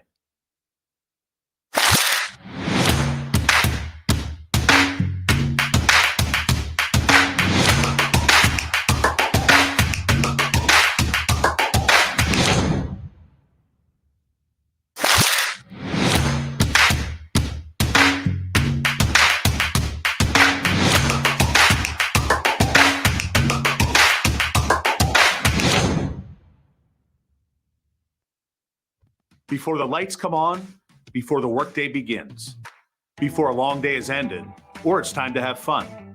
It all starts with the people at Joe Dickey Electric. From replacing a light fixture in your home to building a substation for your business, no job is too big or too small. The people of Joe Dickey Electric power them all. Joe Dickey Electric, over 60 years of powering the Mahoning Valley.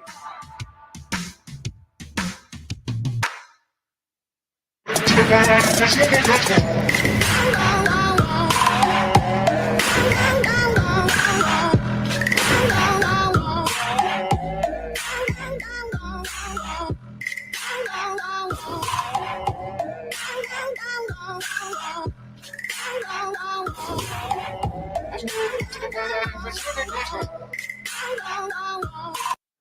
welcome back, ladies and gentlemen. DJ Yoakley, Gary Niddle, Chris Sigler on the sideline. It is 4th and 8 from the 8. 4th and goal for the Raiders.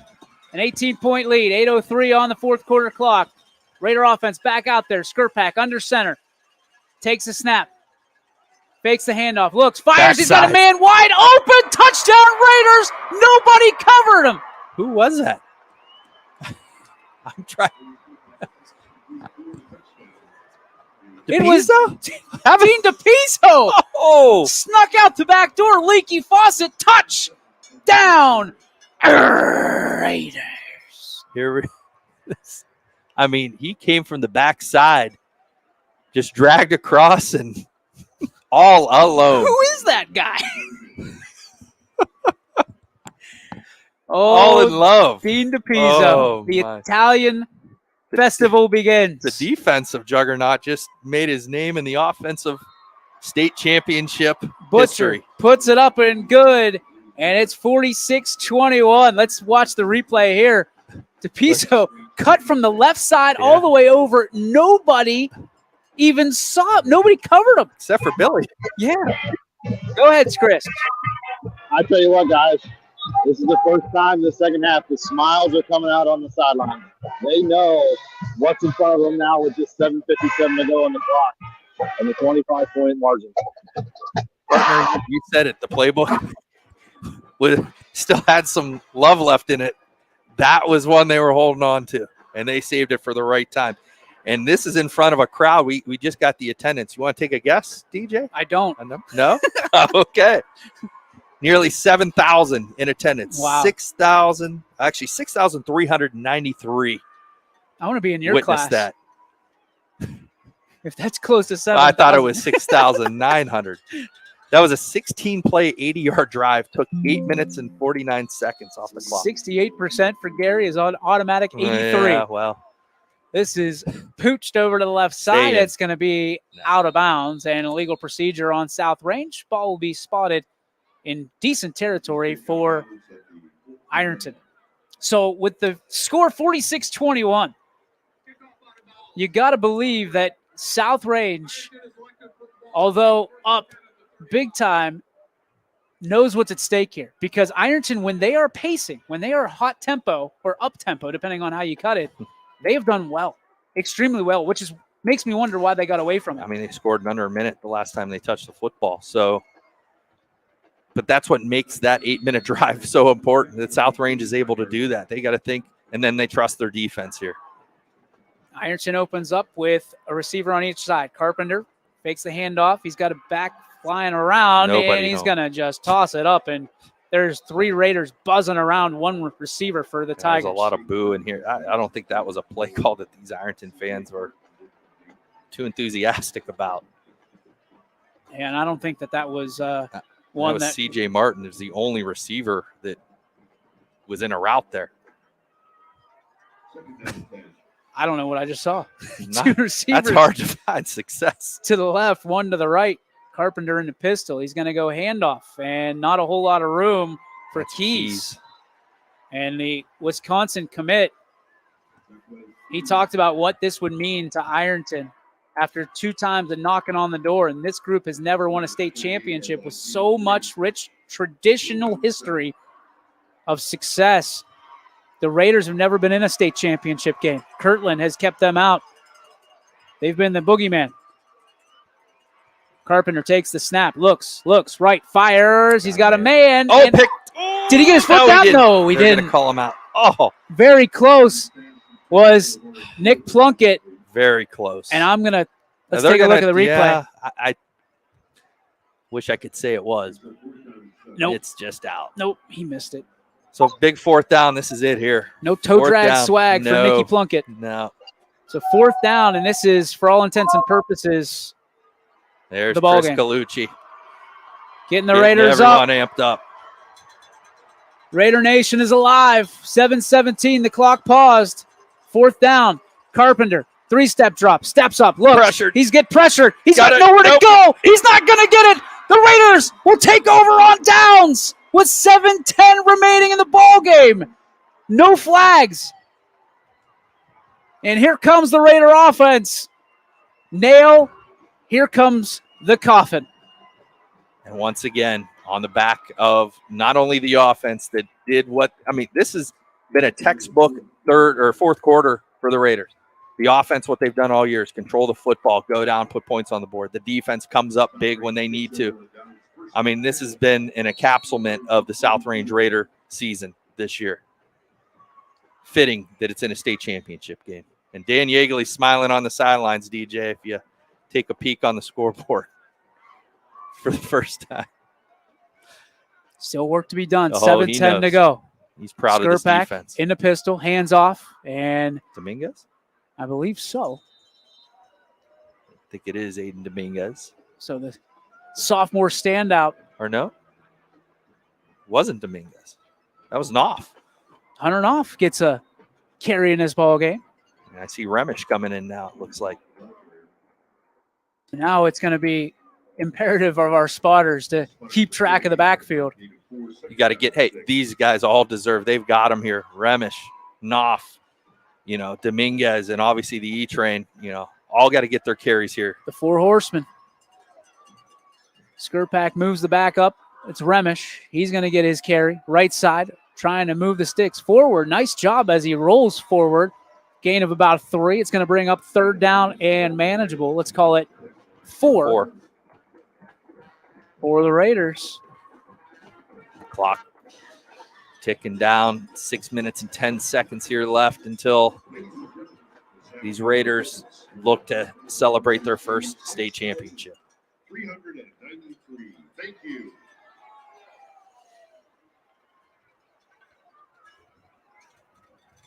One receiver on each side for South Range. Skirpak with the ball at the 36. Flag is down, and I think it's Starkey, if I'm not mistaken. But I think they're going to catch him for a legal shift. That's exactly it.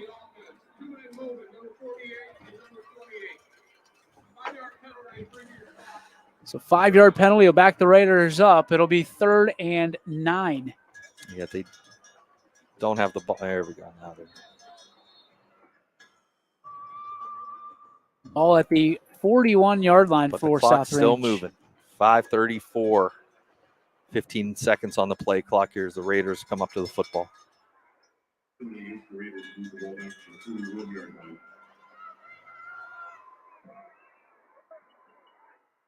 Skirpak brings the back up to his right side. A little trickery, misdirection, as Starkey is going to be brought down behind the line of scrimmage. Loss of 1. Looks like 4th down and Ironton's 10. going to take a timeout here.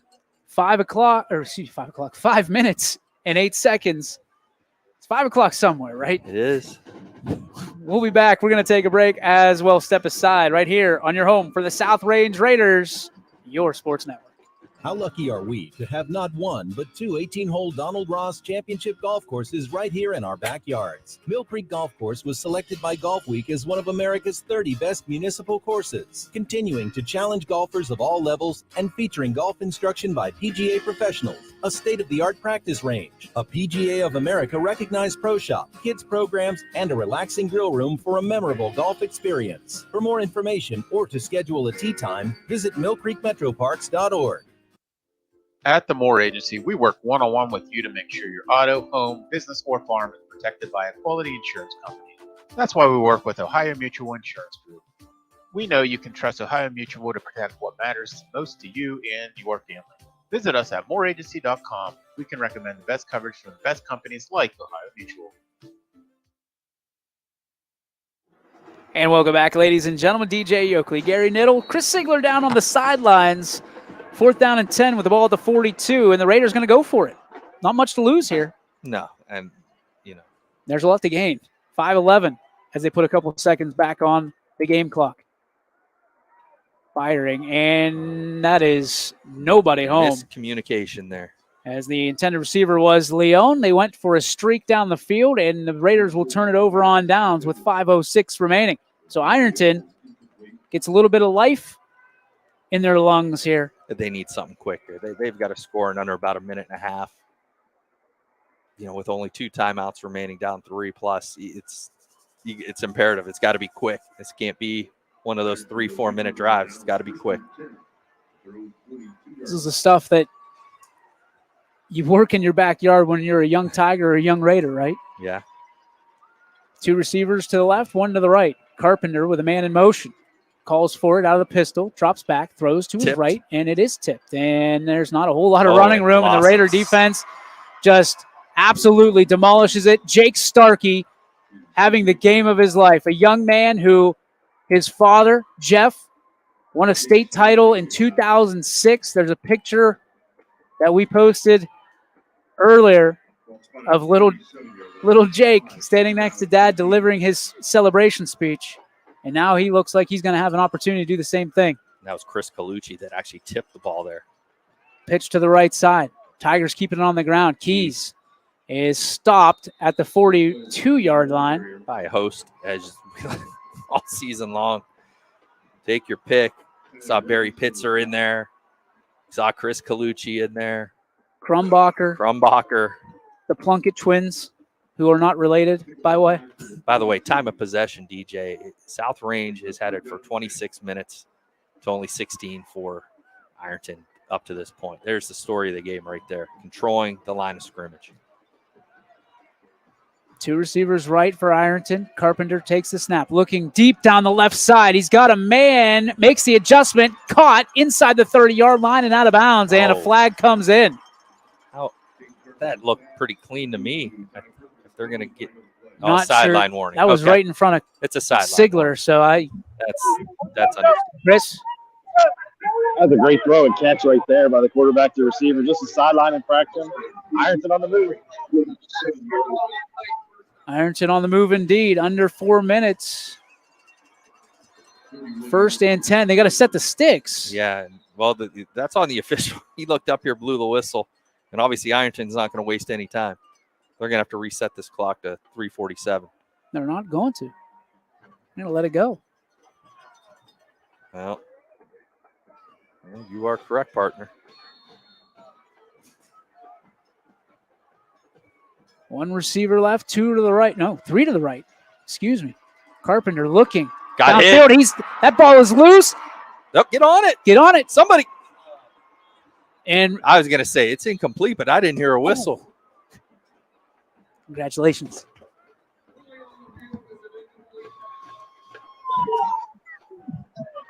That hurt. Came in and Starkey came in and just kidney punched me. And I witnessed it. Cool. Hey, you held it together till he left. Oh, taste my kidneys. 3:36 to go. The snap, Carpenter. 2nd down and 10. Looking, firing towards the end zone. 2 He's got a Raiders guy, and he's got a touchdown. Yes, you do. Perkins. Perkins is there, a big-time catch. And the Tigers not done yet. I will say this. He's a talented player. They are loaded with talent. Chris. I tell you what, Perkins is so talented. That quarterback, he just put it right in his hands, let his receiver do the work. And nothing you can do. So that gets you to 46-27 pending an extra point here or go for 2, which you're 19, gets you to 18. They're going to go for 2, it looks like. 3:29 to go in the ball game. Onside kick. I got to guess is looming. That's my – I mean, you have to, right? If they get this, you're still down 17. You're still down 3. I mean, Carpenter they have to. Calls for the snap, rolls to his left, looking, pressured, fires into the end zone, nobody home, incomplete pass, and it's going to stay 46-27. So, I mean, yeah, you still need 3 scores here. They got to get an onside kick, score, get an onside kick, score, get an onside kick, score. Good luck. Siggy.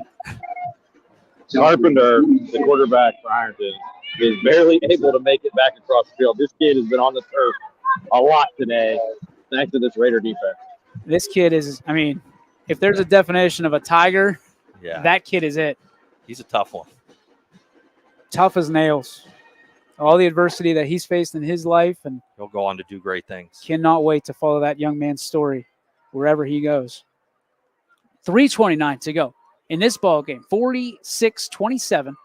South Range with the lead. The burgundy and gold. State Wrestling Championship last year. Baseball State Championship in 2018.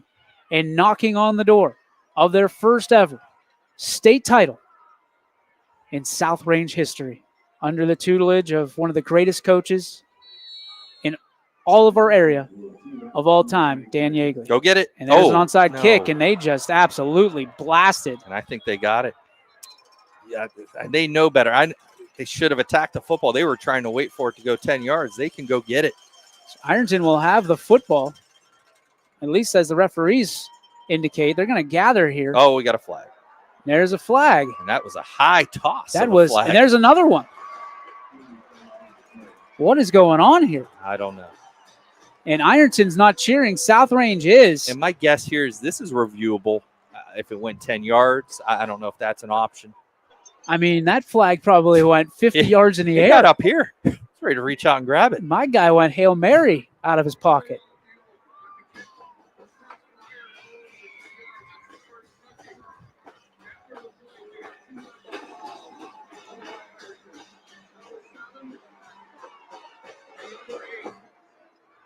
$27 and number 8.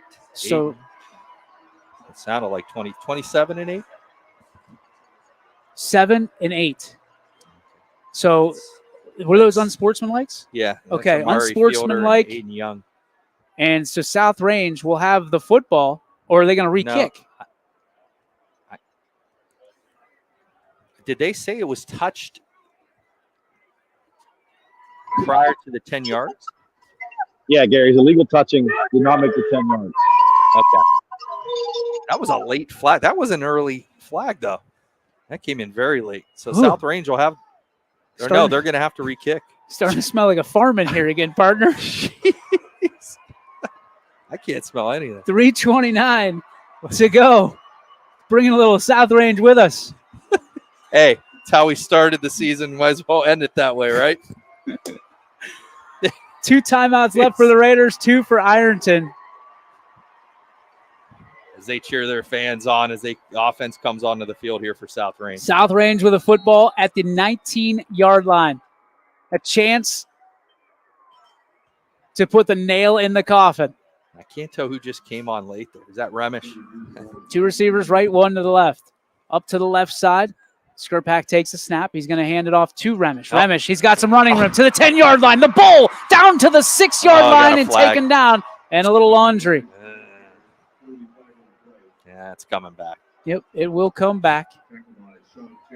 That was a big run for Remish. He was smelling end zone.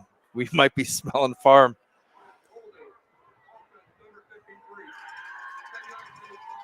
So South Range, you talk about legacy. Tyler Remish, who just carried the football, his brother Peyton, part of the 2017 team that came up short in the state semis.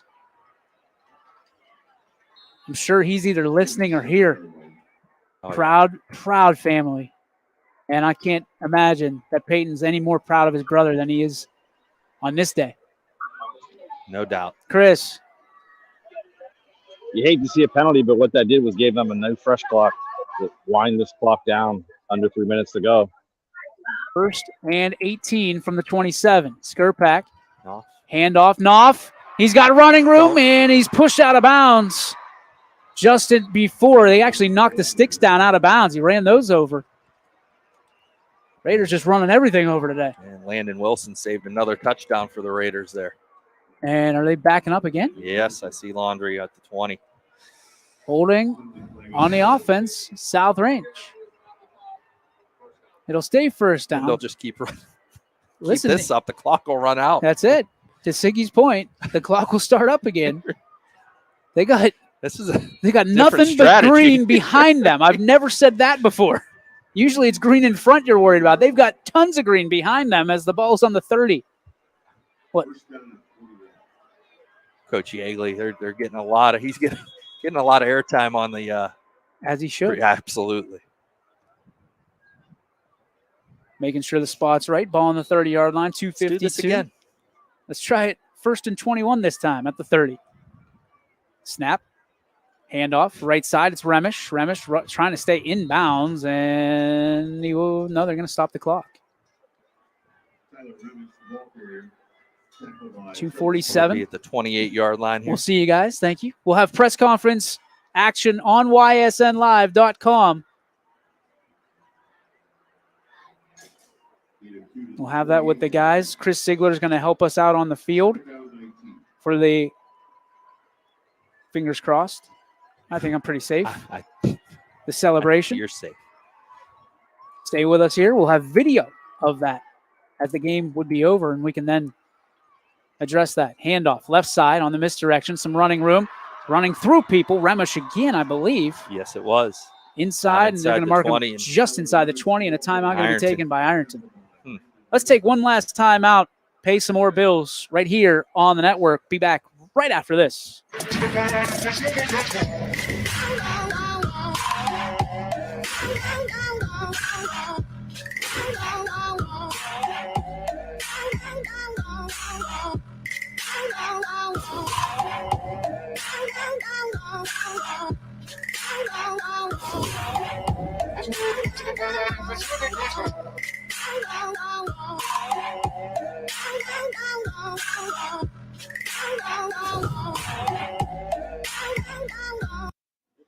And thank you again to our friends at NST Sports, most certainly, and all of our awesome sponsors that have been so great, not just this year, Gary, but since we started.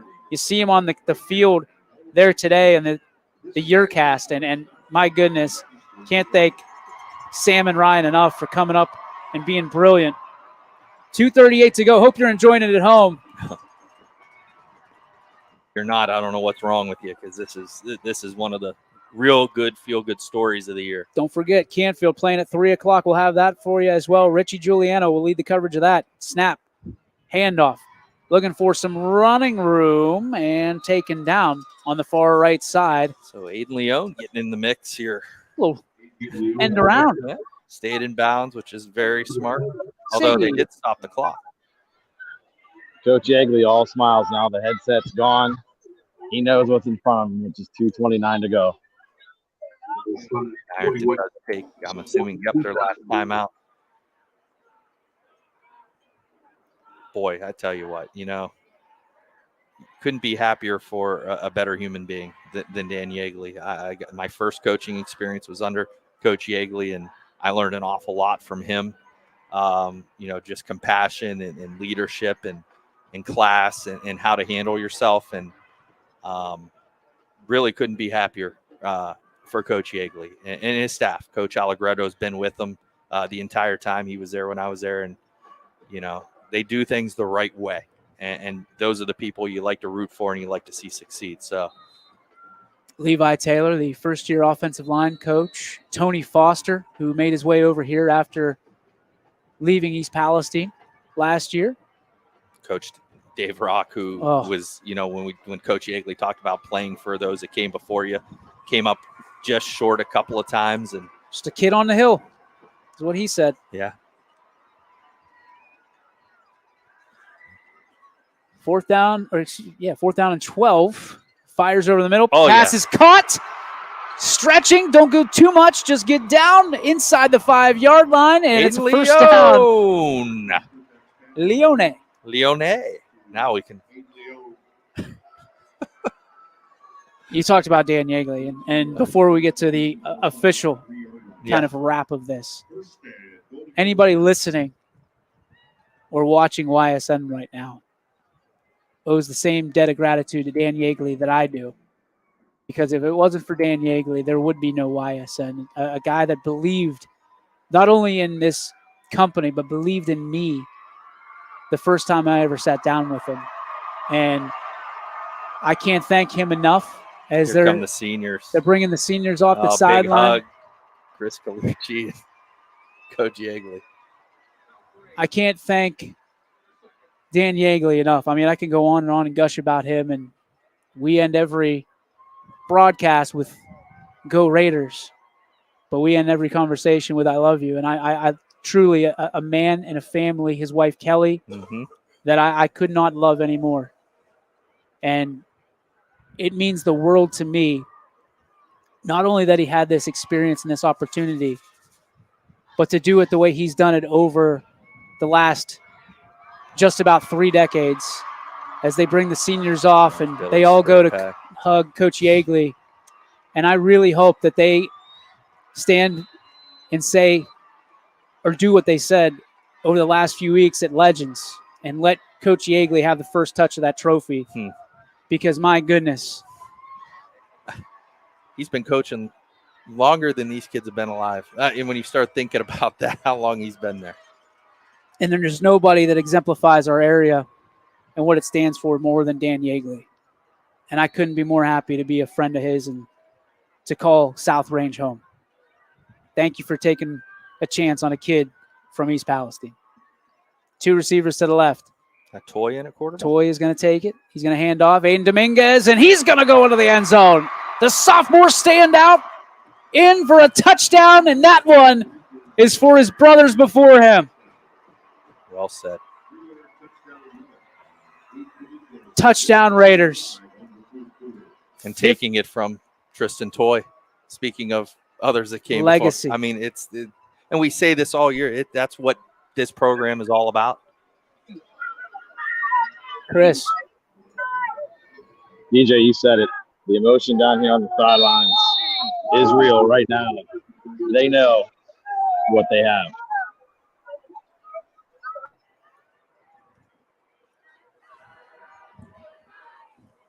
Butcher on to kick the extra point. It's up, and it is good. 1:45 left. Raiders 53, Ironton 27. I guess I was a little off on my prediction, huh? Yeah, you underestimated, huh? I think you're okay with that, right? Oh, yeah. Oh, man. What an incredible effort. What a journey. The first ever time the Raiders practiced in December was yesterday. The first ever battle of 15-0 teams today. So much tradition. You hear the great stuff about Ironton. These great kids going on to undoubtedly do great things. And nobody gave the Raiders a chance. You hear about the 15-point favorites and whatever that is, and that's great. Ironton came in, said they like being underdogs. Dan Yeagley embraced being the quote-unquote favorite. He said, we'll be ready. My goodness, they were. 1:45 to go in the ballgame. 53-27. It's just a formality. So many teams for YSN have come so close to winning this state championship, and it's fitting. It's absolutely fitting that South Range is the first team to bring home that state championship in the game of football, the thing that got us started and what everybody enjoys here on the network as the ball is kicked off out of bounds. Illegal procedure. Go ahead, Chris. You know, it's not just a celebration for South Range. You're right, DJ. It's a celebration for YSN. And Romo and Ty Bartel made their way to the sidelines, and nothing but high fives down here.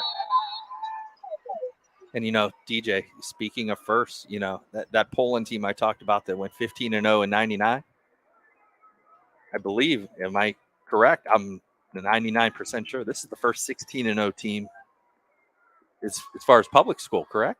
That I don't know. I think that was, I thought that Poland was the only one that come in 50 or to win a state title to go undefeated 15-0. Trips to the right, fires, and that one is incomplete. Intended receiver is 22. I don't have him. That was, just had his name. CJ Martin. Thank you, sir. 1:38 to go in the Ironton. They've got, again, we said it on the way in. no matter what, you've got nothing to hang your head about. Win, lose, or draw. Right. Somebody had to lose this game. Two great teams. South Range, #1 in the state, and they proved it here today. They absolutely did. Second in down. all facets of the game. And 10. Carpenter back to throw. Fires. They're not going to give up. This pass is completed, and out of bounds it goes. So Tigers going to move up, and with $1:32 left on the clock, they're going to do their best to leave it all on the field. And a lot of substitutions coming in here for South Range. Everyone getting a little taste here. Some of those practice guys and second-team guys, third-team guys get to see what it feels like to participate in a state championship game. Carpenter back, fires towards the end zone. Hail Mary, it's picked off. And the Raiders will have a chance to set up victory formation. Yeah. And the flag comes in. Doesn't matter. And it's going to be first down Raiders. I don't get that one. So 2 knees.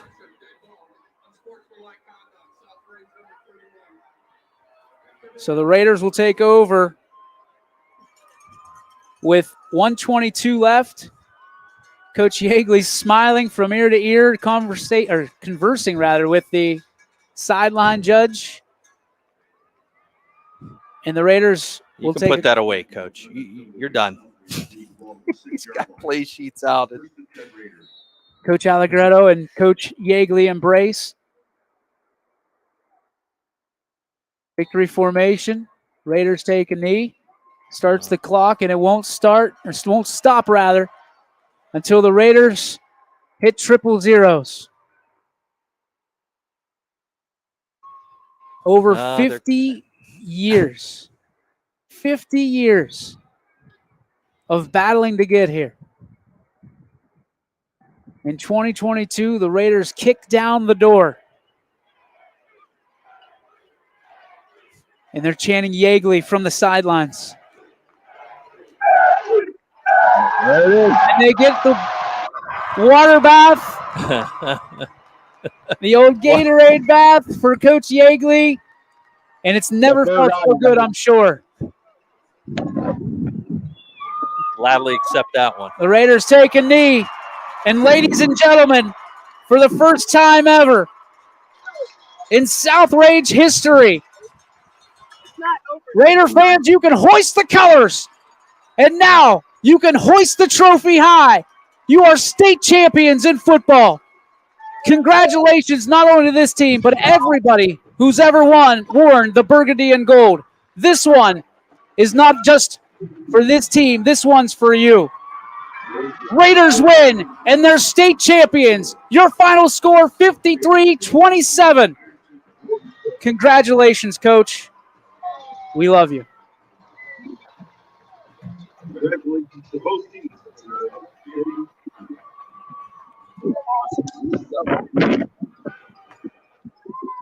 Unbelievable. I don't know. Coach Yeagley talked about how this this all was a special team. Special is a word that you laugh a little bit, right? You laugh whenever that happens, but special is the only word you can describe when you're talking about this team. Chris, you got something? Guys, the feeling down here is just pure emotion. Hugs, as funny as you can imagine. It's just a constant party down here on the field right now. It's not Coach Rock's ready to. So we're going to go to Chris. You got some video. We're going to turn you over to video. Whenever you, I don't know if you're going to let us have your camera. Are you ready, guys? He's walking. Whenever your camera pops up, we'll take it over. But again, the Raiders, first ever state champion.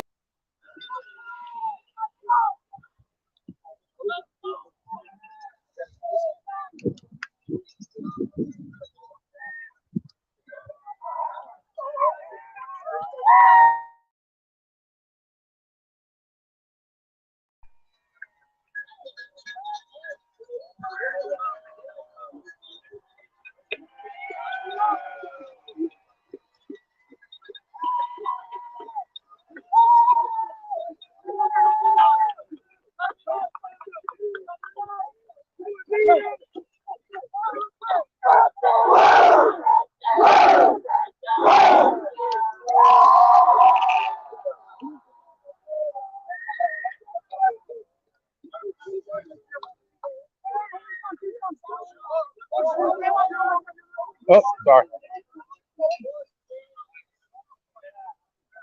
Ladies and gentlemen, please direct your attention to midfield.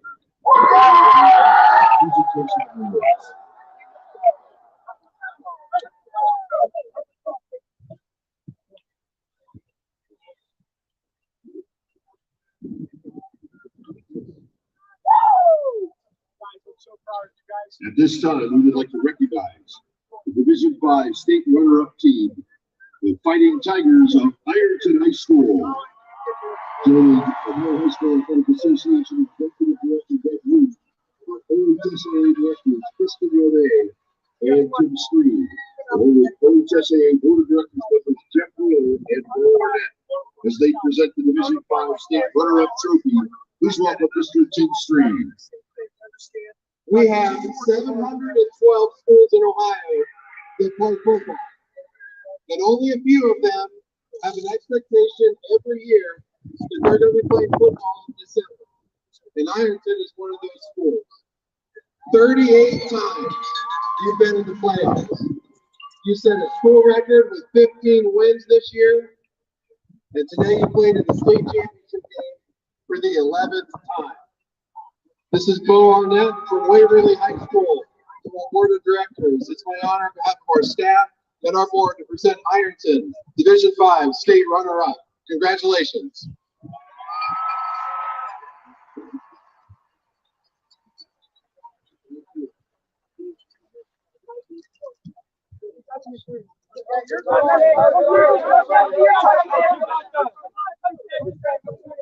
Ladies and gentlemen, once again, for 2022 OHSAA Division 5 state runner-up, the Fighting Tigers of Ironton High School.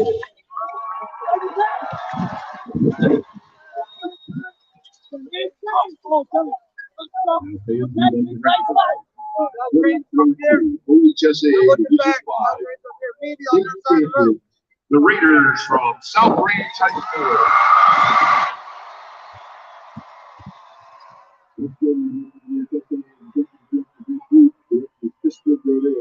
And Tim Street and OHSAA Board of Directors members Jeff Wheeler and Paul Arnett to present the Division 5 state championship trophy. Please welcome Ms. Kristen Rodet. Let me get down. Coach Jagger, and hands up today. Coach, you've had such a tremendous season, and your 20 seniors have really brought into life with our selling to their program, and in 28 years, you have done a tremendous job with this one.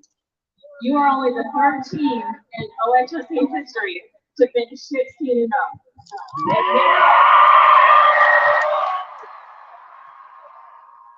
And now you get to take home your school's first state championship trophy in the sport of football, drive across Route 62, and place it in your school's trophy case. You have to be so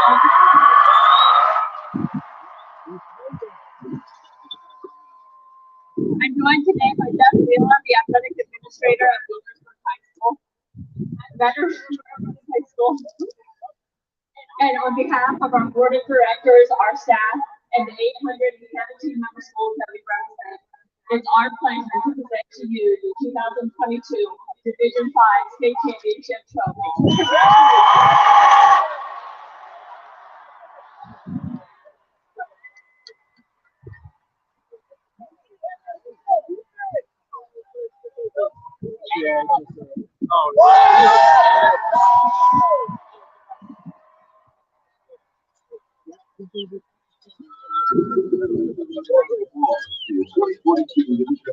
State champion, the Raiders from South Range High School.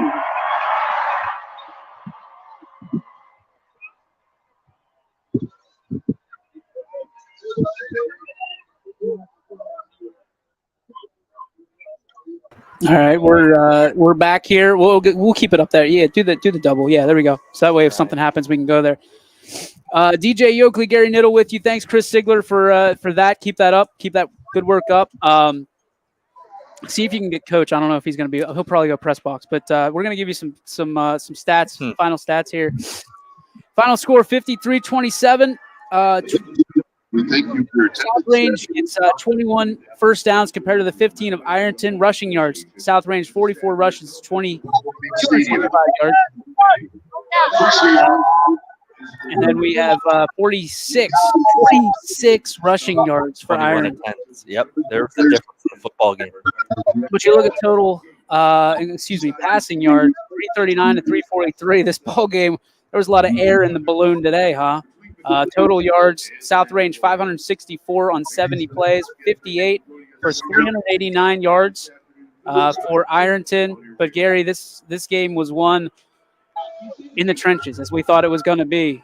Blake Ewart, 19 carries, 143 yards, 1 touchdown, long of 36. Skirpak, 12 carries, 59 yards for 3 touchdowns. Tyler Remish got in on it at the end, 4 carries, 15 yards. Aiden Dominguez, 2 carries, 12 yards, and a tutty. Skirpak was 13 of 25 through the air, 331 yards, 3 touchdowns, and a sack to go along with it. But you look at this, Gary, takeaways? That's a big part. And, DJ, Steve Leslie just came up here, and my thought process, even at halftime, I said his name, I don't know how many times, Gus Valentine tonight, how many pancakes he had leading the way for Ewart and Remish and them. I mean, he was a man possessed and leading that offensive line with Chris Colucci and the rest of them. Fantastic job. You said it, in the trenches. This game was won in the trenches today, and South Range dominated on both sides. 1 down, 2 to go. South Range, your 2022 state champions in Division 5. Ladies and gentlemen, hoist the colors yet again. The pride that we have right now in this booth is nothing to compare to what is to come in the next few hours. And